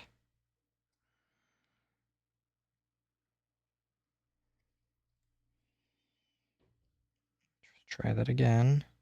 Capacitor 2 shorts the ground.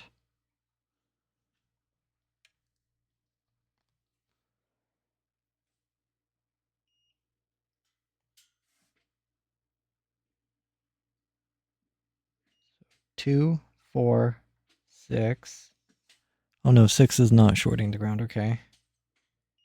8 is a ground pin.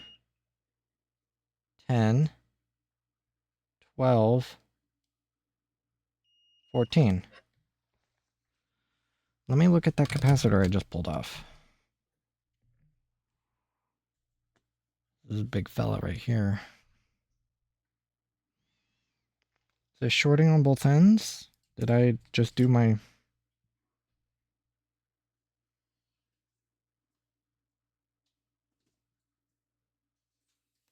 It's not shorting through.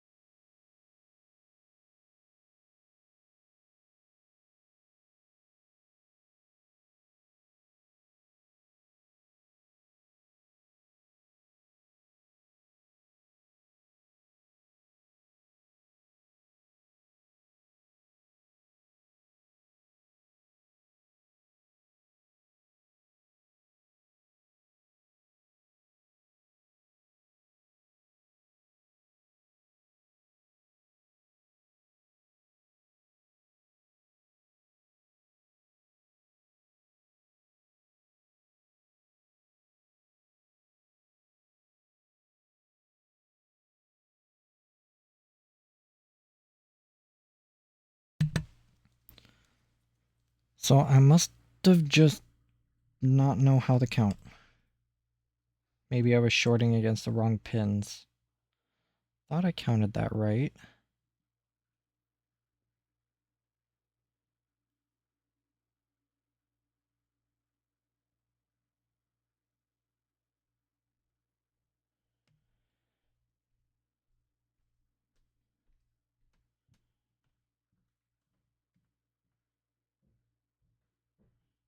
Now this capacitor is behaving normally.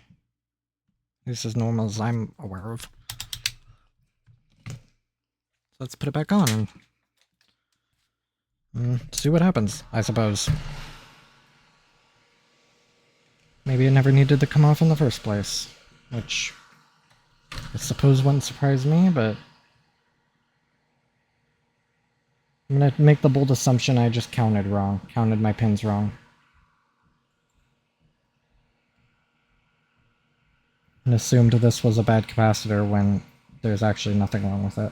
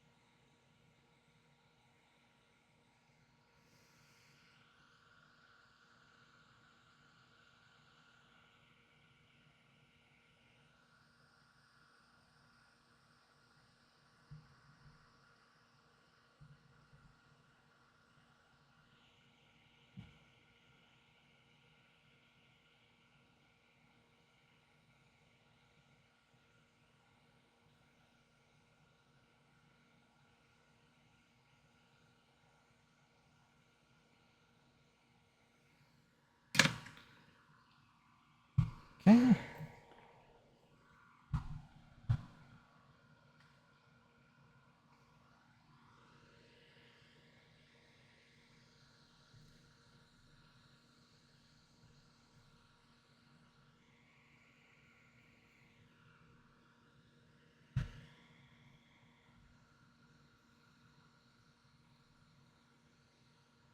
So let's see if that short still exists. I know I was testing a short on both sides of the capacitor.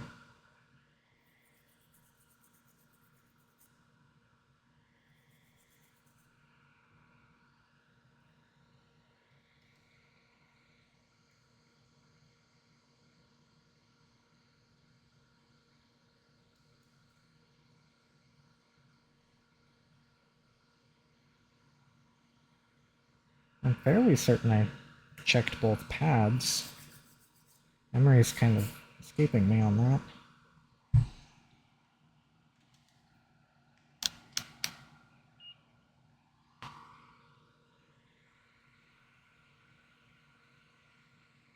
So now this isn't shorting to ground. This side does, because it's supposed to.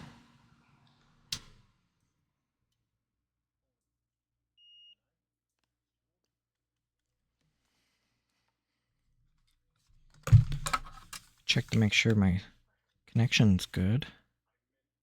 Oh, maybe not.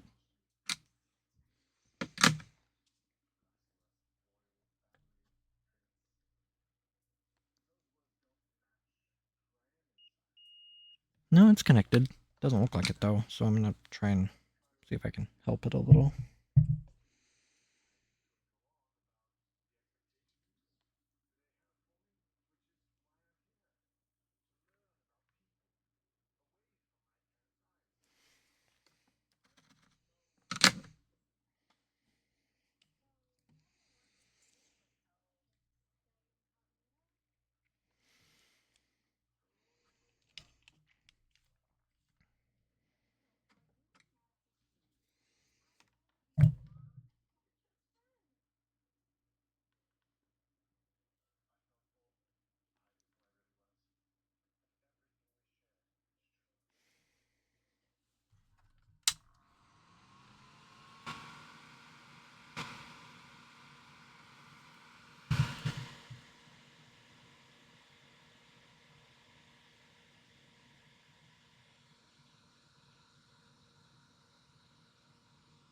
That looks a little better.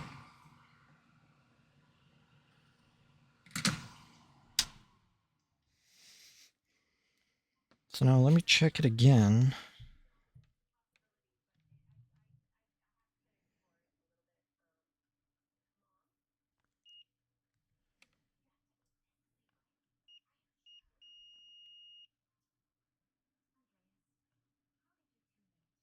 Now it's not shorting the ground. It's kind of strange.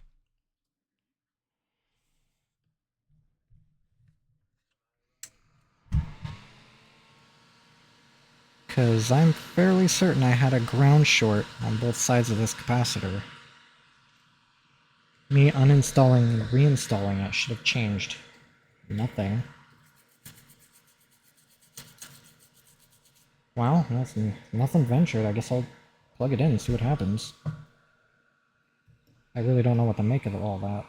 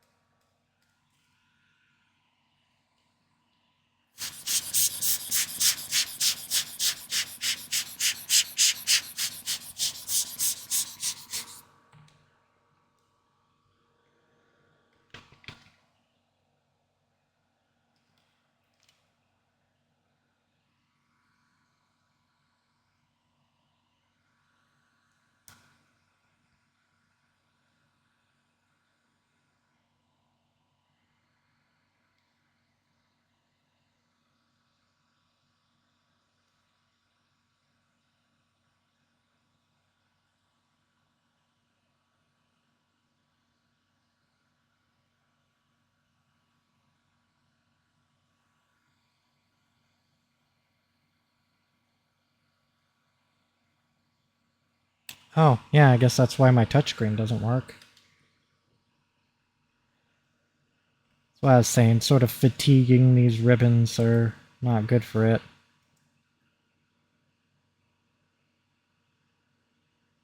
All four of those traces are completely broken. Oh well, these are, again, they're garbage screens.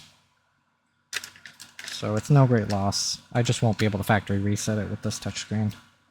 But I'm not quite to that point. I need to make sure the thing works. If I can't even get into settings, I can't factory reset it.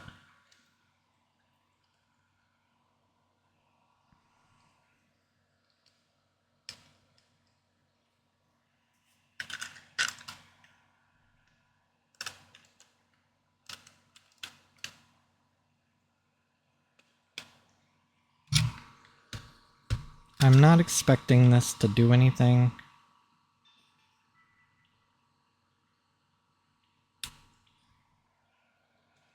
Huh.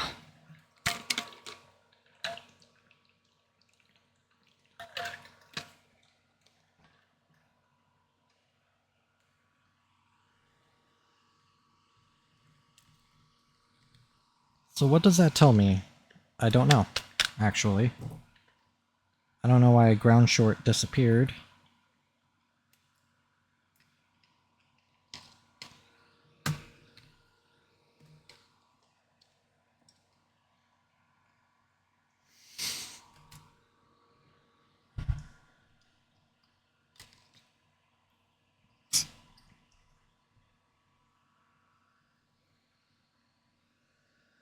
So let me check those pins again.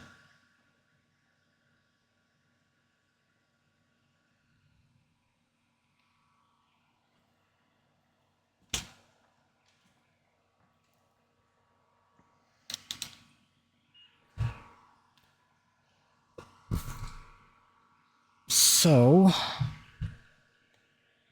this capacitor was shorting to ground initially. It's shorting through again.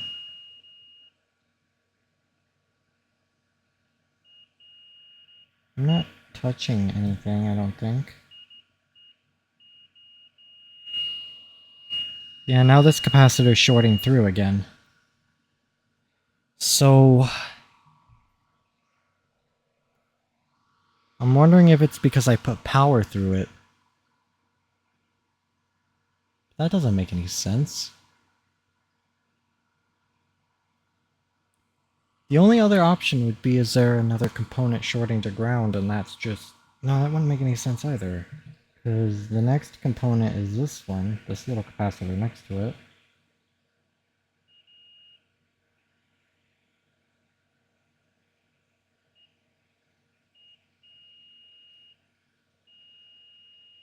It's also shorting to ground with basically zero resistance.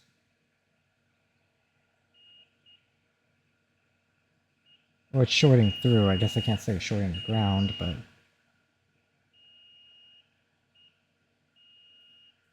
both sides are shorting to ground. So this and... that's really curious. Why are they shorting to ground? Both C60 and 59 are shorting to ground.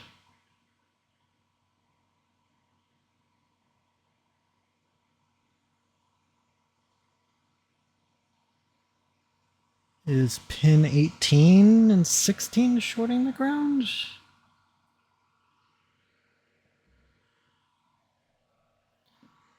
Why would they be open like that?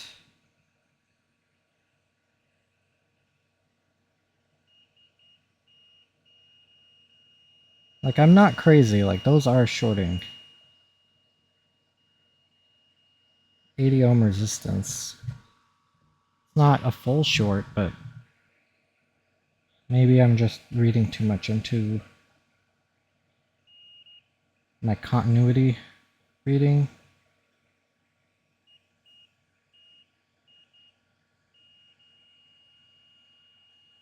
What's weird is when I pulled this capacitor out of circuit, it wasn't shorting through.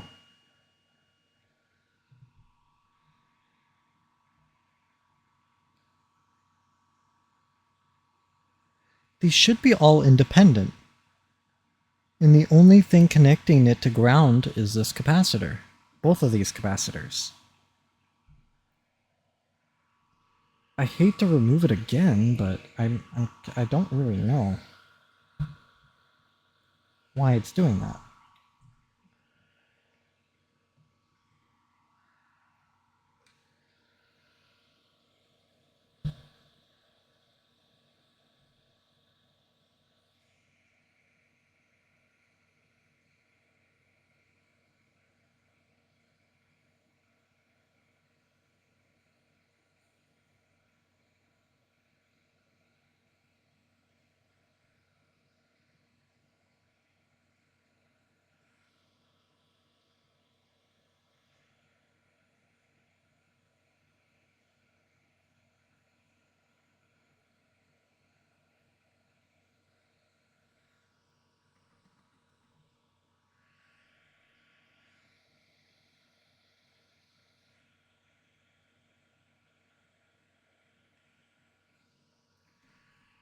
I didn't quite mean to deposit solder onto that pin.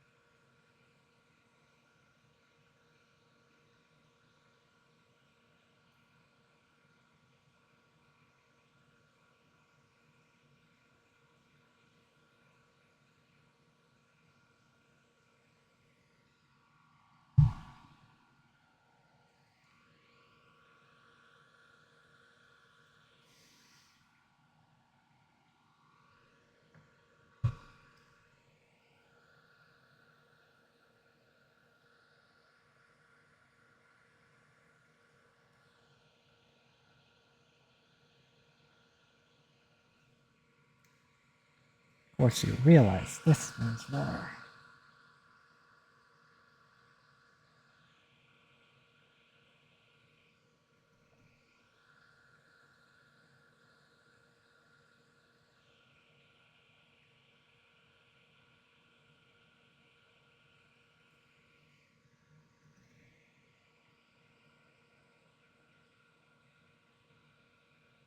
Okay, looks like I got it.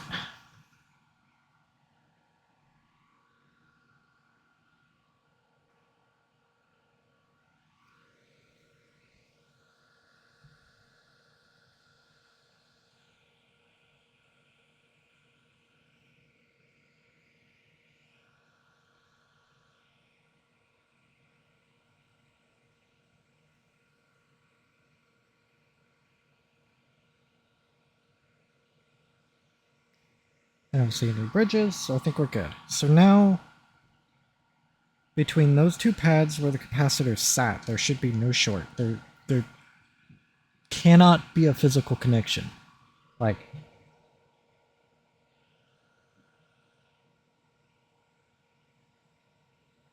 it's impossible for these to short, because there's no connection.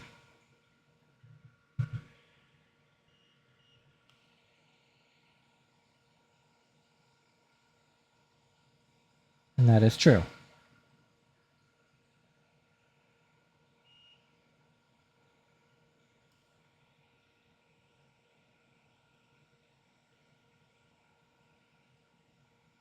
Now this small capacitor also isn't going through either.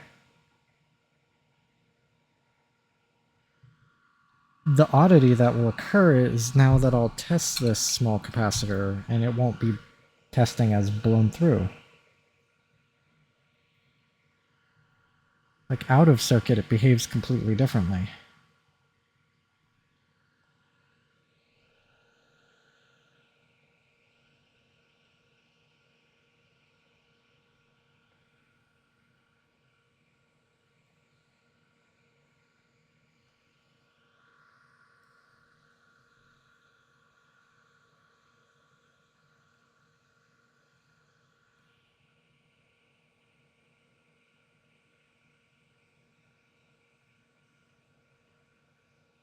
So I'm not getting anything now. It's behaving normally. I think the only thing I can really do is yank that capacitor off of my junk board. I'm just seeing if that does anything.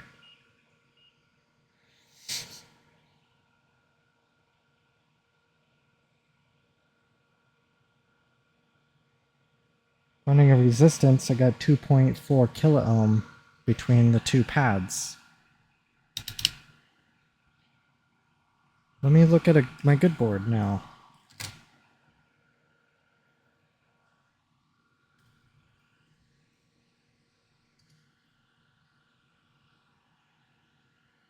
So there's the capacitor again.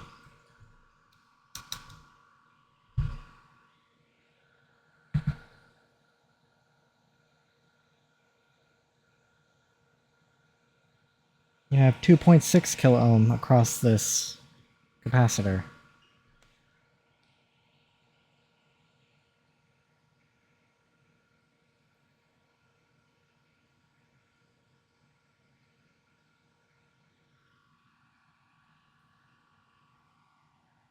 Yeah, I'll try pulling it off of a spare board, but that behavior is perplexing.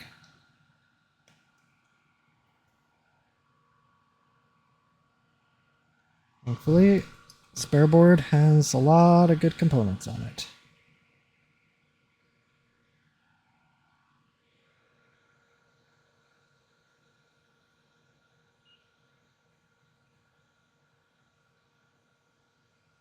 I'm not getting a short through it.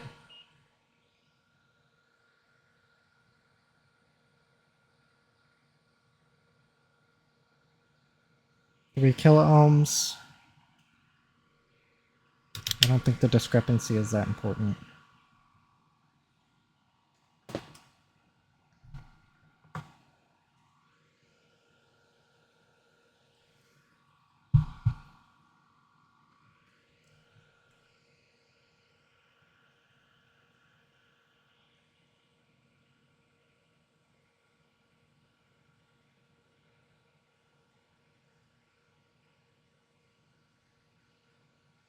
No.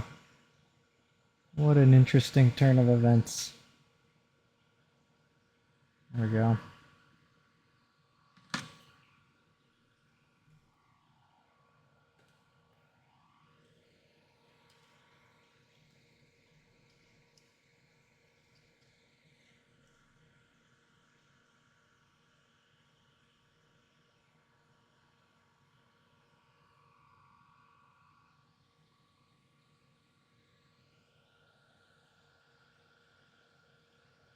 Here's the one I pulled off.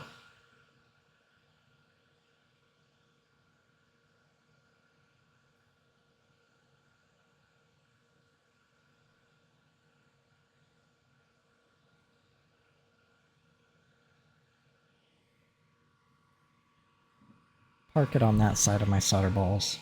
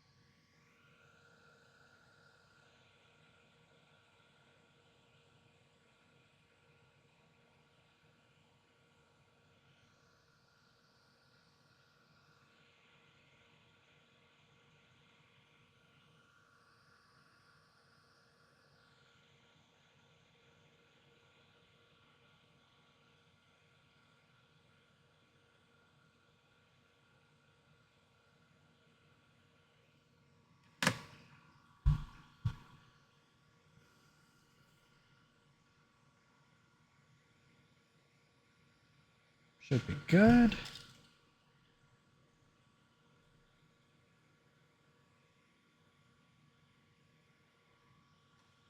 Kind of just want to make sure.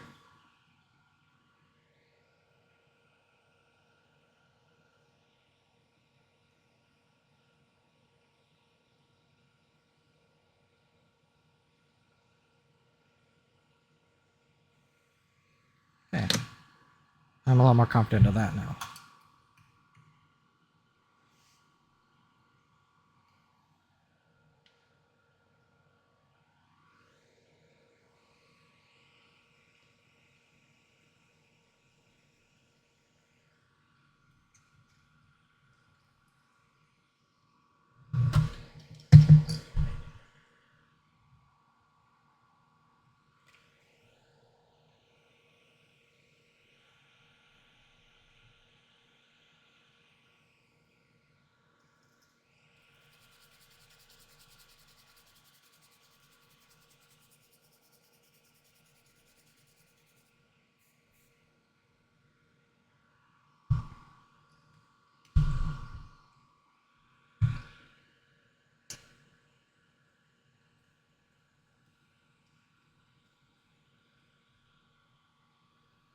All right, let's look at my multimeter.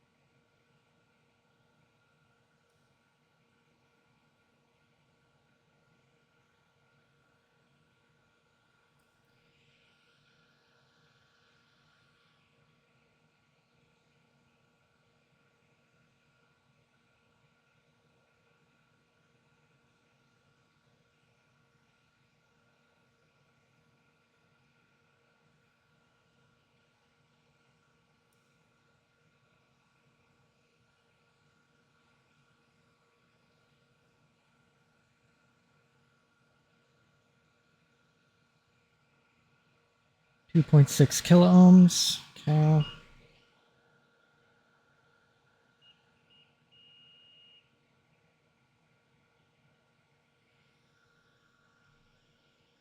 Outside shorting the ground, which it should. This side's not shorting the ground.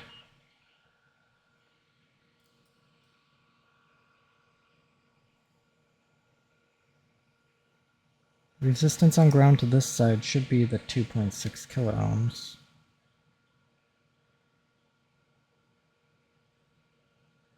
This side should be basically nothing. Okay, well, try it out. I think maybe when that capacitor is sort of energized, it behaves differently than what it would when it's not.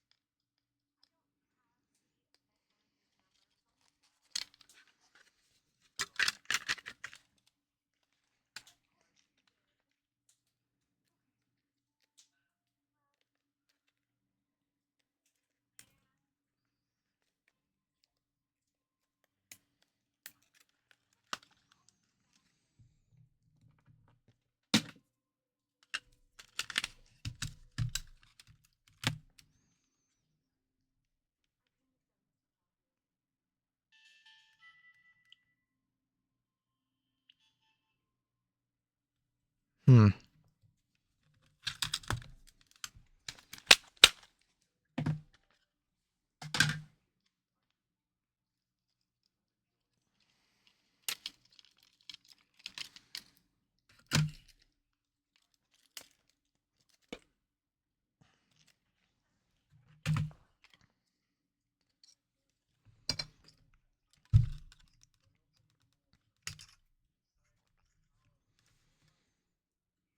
So now let me try him again.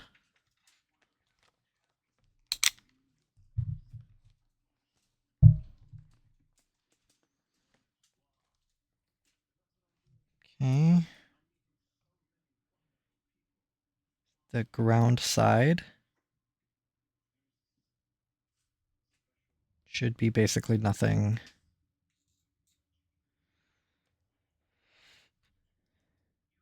Here's the upper end.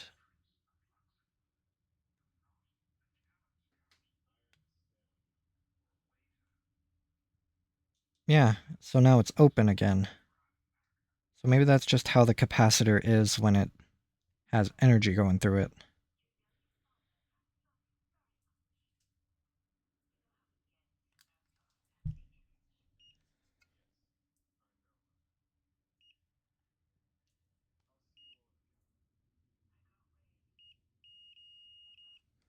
So that's interesting.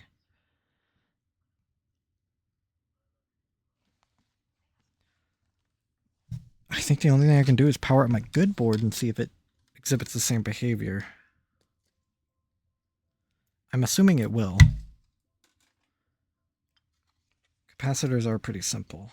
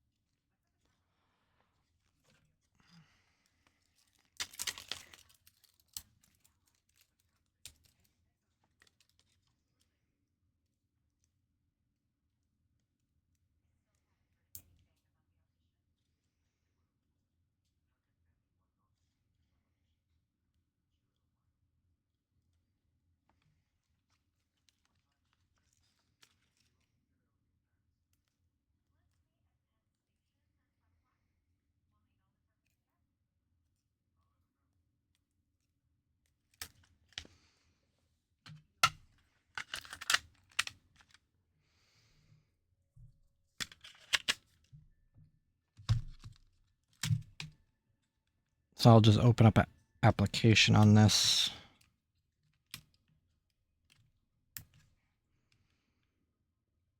Uh-oh.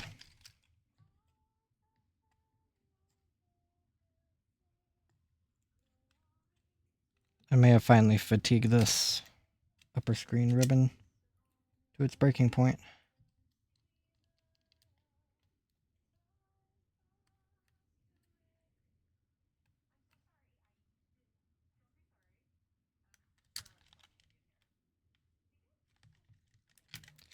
I do kind of see a little chip right there. It doesn't look like it's going through a trace.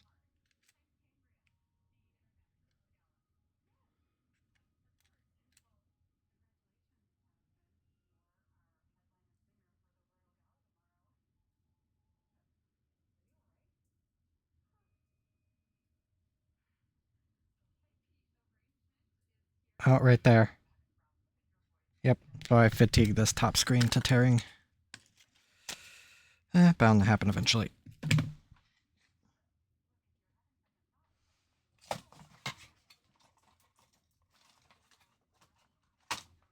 That's why I have spares.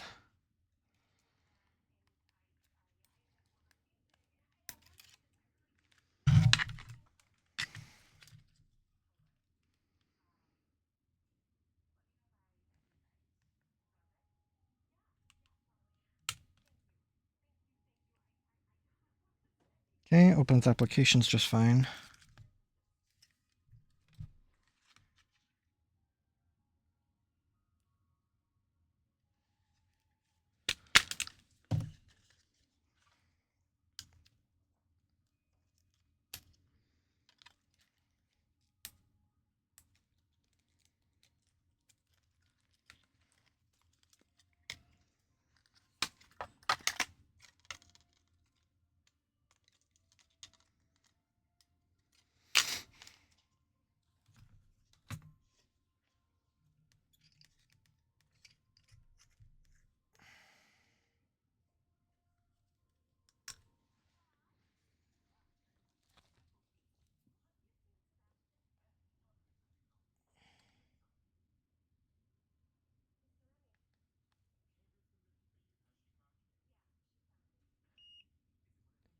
It is not normal behavior.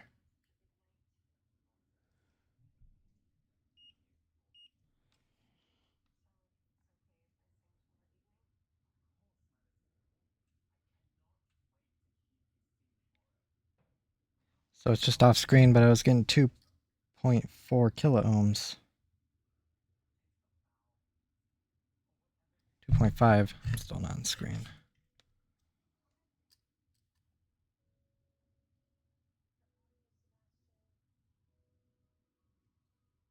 Huh.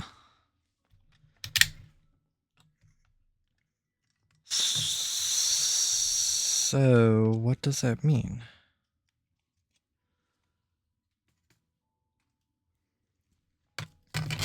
Something is opening and keeping that capacitor open.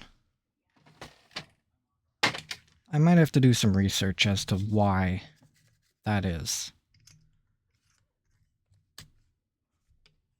Because I'm just going to take the bold assumption that I don't quite understand it. I didn't think it would be that complicated. I thought capacitors were pretty simple.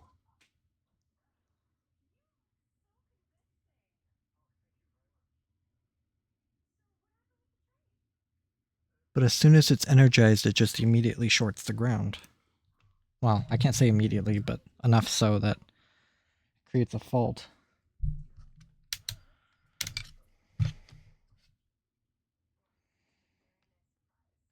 Now, has it reverted back to normal, or do I need to pull it out of circuit for it to go back to normal?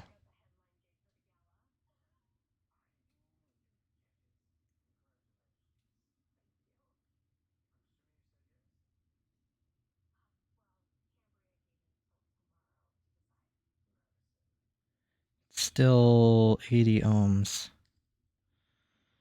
Why is it open? Like, it should be independent of anything else. Unless an induced short.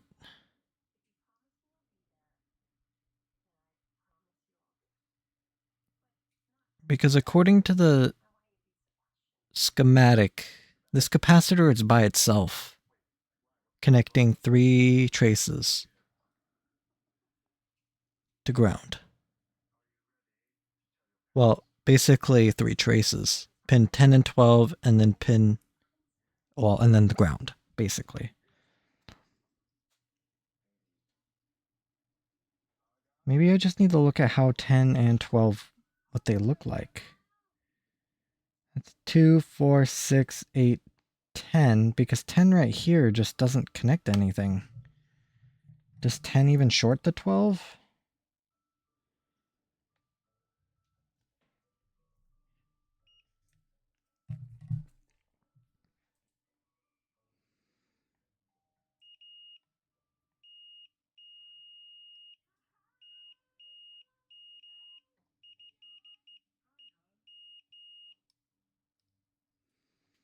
It's really hard to just nab a very specific pin without grabbing a neighbor, especially over this capacitor.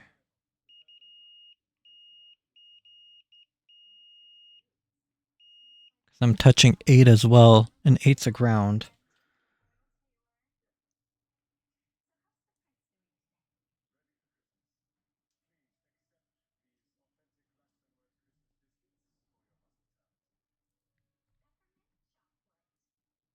What I think I can do is maybe kind of like a Hail Mary is heat this from the back. Maybe I did throw a bridge underneath one of those pins, but I think the only problem I have with heating from the back is I may melt the connector. But I'm willing to try.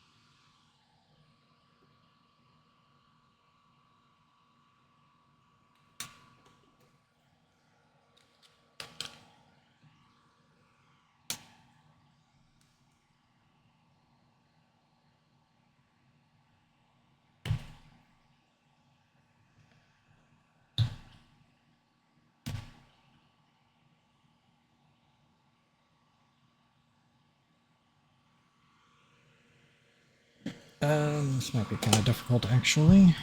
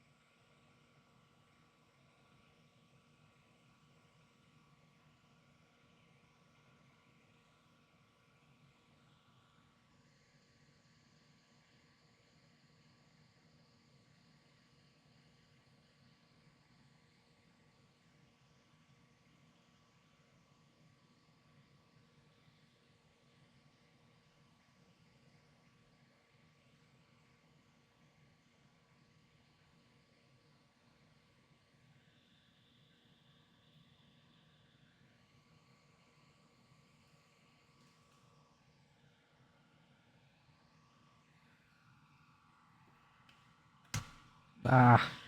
Well.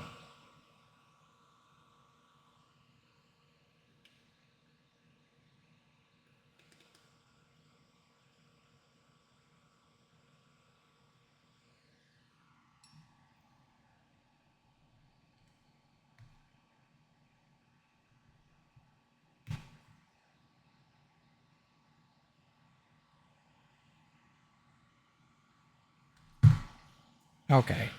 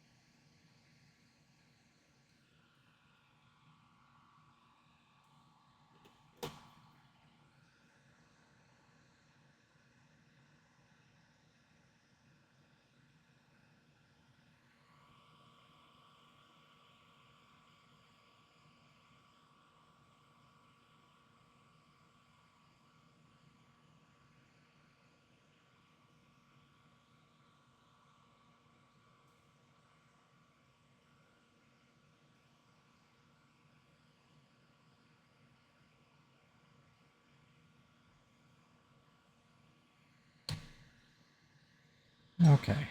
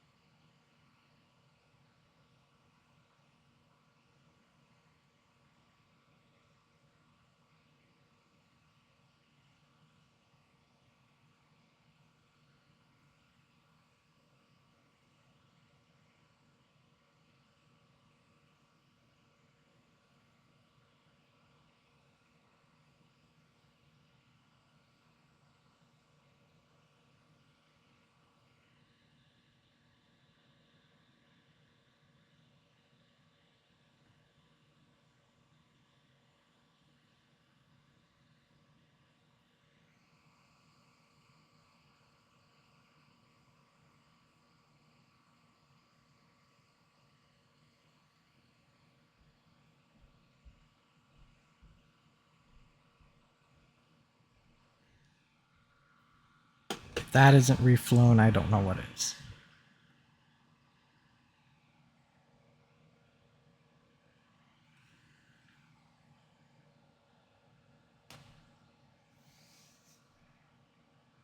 I'll let that cool off.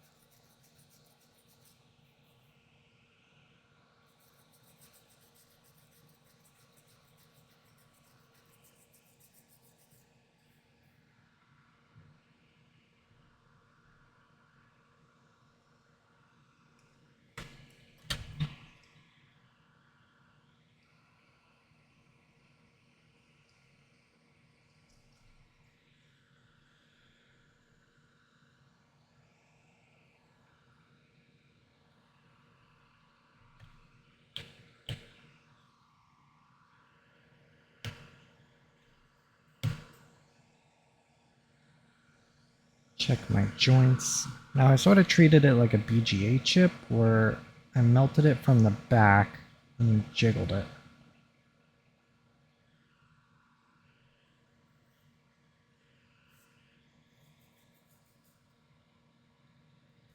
Still some leftover flux in there.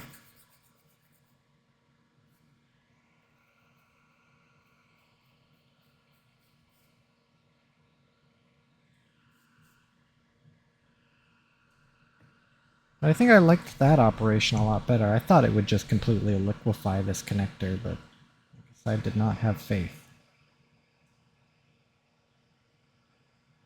Like even my suspicious pins are looking a little better. In 1 week, I think I did like 3 days in a row last week. Trying to do this every day if I can, just so I can increase my knowledge base for how to fix problems. What I really need to do is actually get back to going to assembling and selling consoles again. I have like a pile of 8 of them that are ready to go. I just have to build up the energy to actually do it.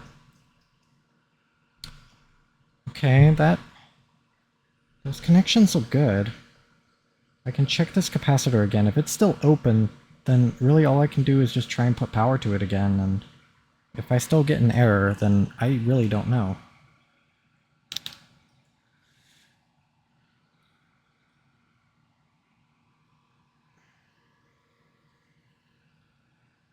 $20 in a week. Oh boy, you're asking too much.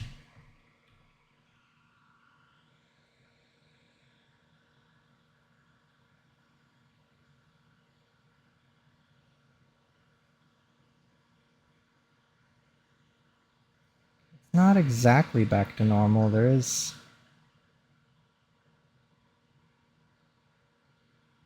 Come on.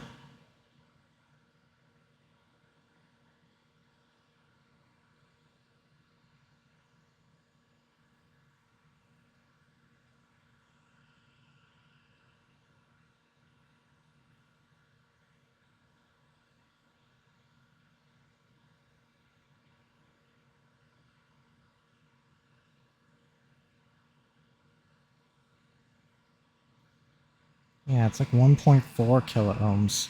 Should be 2.6. Well, nothing really I can do now but to test it, and a trooper or being persistent, because I really kind of want to get to the bottom of what this is, why it's doing that.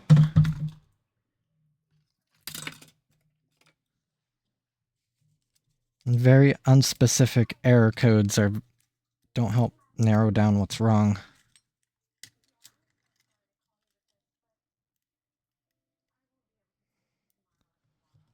All I know is this capacitor shorts the ground when power goes through it, and it shouldn't be doing that.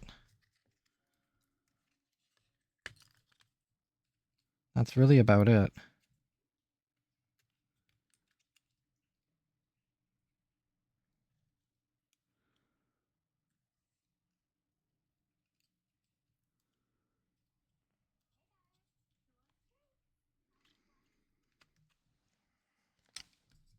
Wi-Fi back in. And the Wi-Fi card goes into the slot pretty good, so I guess I didn't melt that connector like I kind of thought I would. I'll have to heat from the back again. I think that worked out a lot better than I expected. So if I can gain anything from all of this, it's that.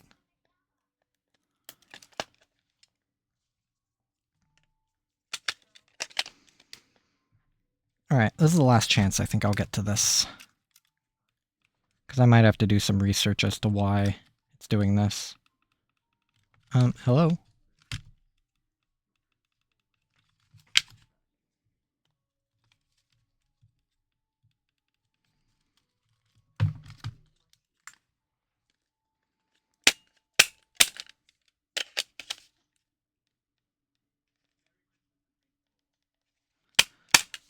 Did I not put the power connector in all the way? Oh.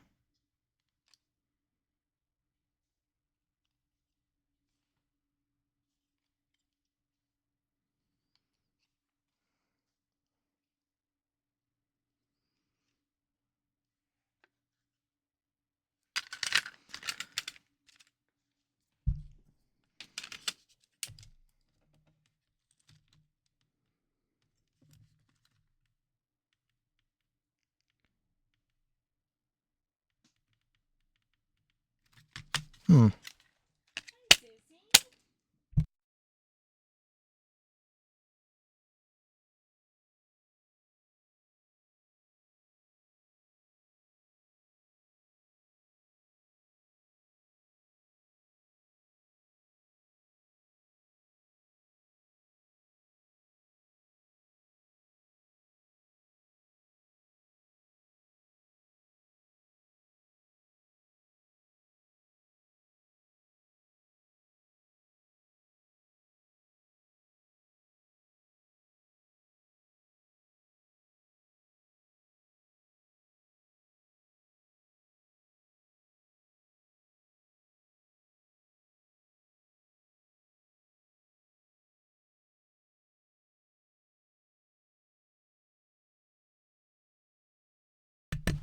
Don't tell me I blew the fuse.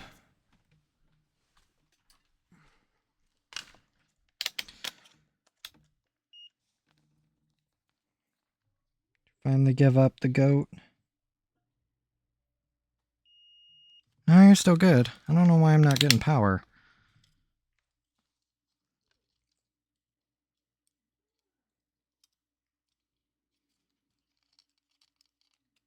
You're leaving me in suspense, DSi board. I know I didn't fry you. At least I don't think so.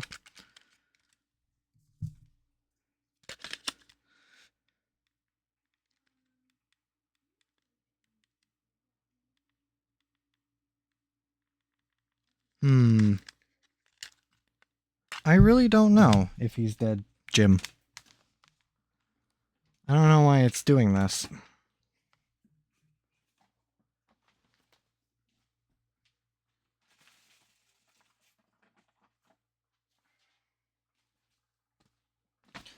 I'll grab another battery just to see. Maybe I just...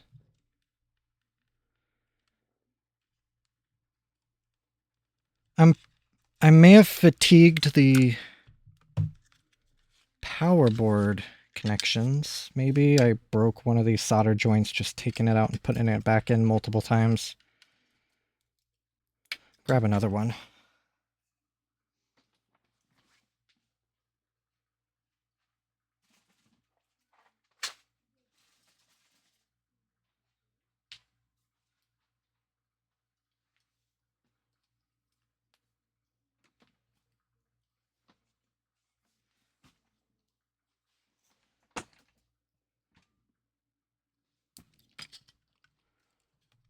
I don't think me heating it up should have killed it.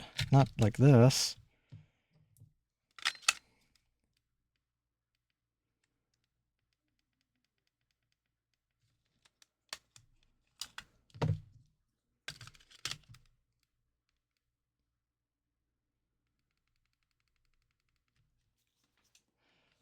But I suppose it is possible that I killed it when I put heat into it. That would be a new one. Because I should at least get something. Okay.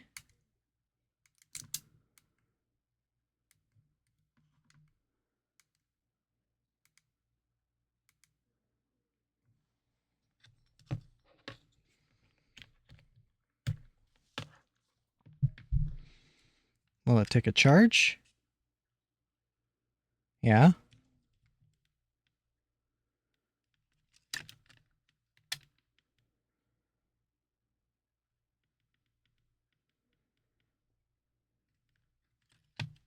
Very curious.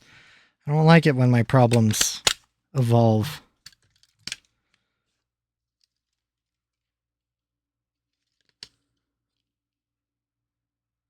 So that fix I did shouldn't have prevented it from powering on or off.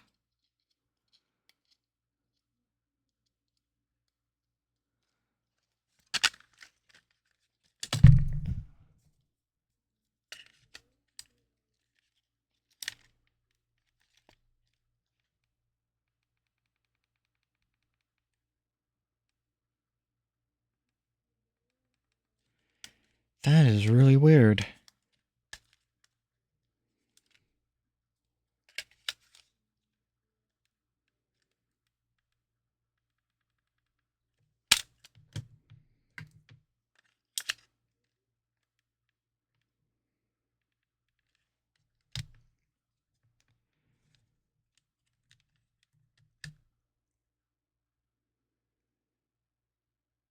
It's charging.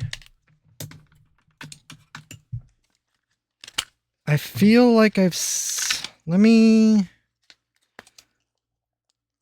unplug the top screen. I just need a blue light to come on. So then I can start sort of narrowing down what's wrong. Okay. I'll unplug the Wi-Fi card, because that's where I was doing work.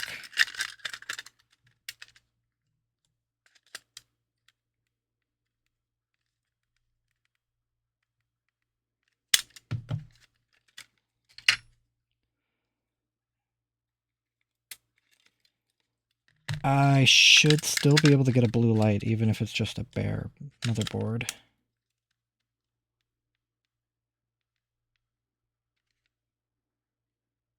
It's really curious.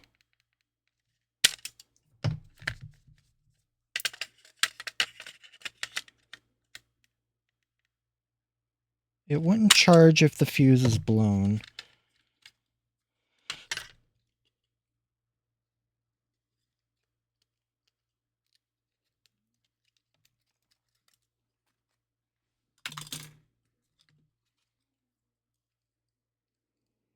Plug this board back in.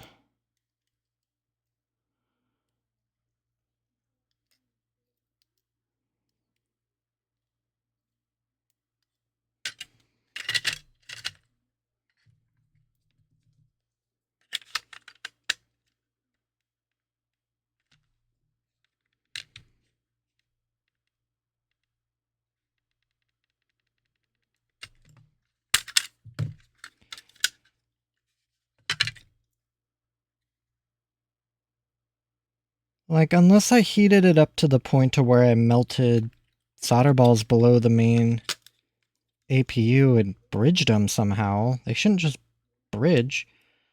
That wouldn't make sense. I don't think that would completely halt the boot process, at least to this degree.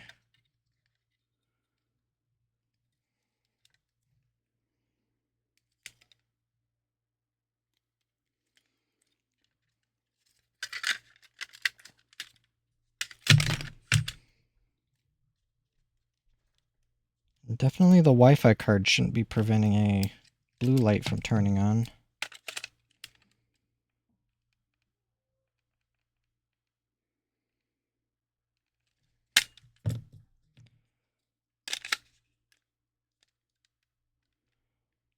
I actually don't know. I think maybe this is just going to be one of those problems where it just kind of fixes itself in a little bit. Or maybe me putting heat into it killed it. Which I'm not exactly too butthurt on. The fact that I had to run a jumper wire on this board sort of puts it down on the category of boards I'm willing to sell. But I'm a little flabbergasted about what happened, so. And I didn't really get anywhere with the error as occurred, so I really have no idea why those capacitors kept shorting, or they just kept blowing through. I'm going to have to sort of figure out how ceramic capacitors work, or I can just do some extracurricular reading as to why they're just blowing through like that, but then resetting. But interesting. Yeah, I don't know, but I think I'll call it good there. I did this much longer than I expected, but I was also hoping to get that one fixed. But this one might be destined for the junk pile. Sad, but it happens.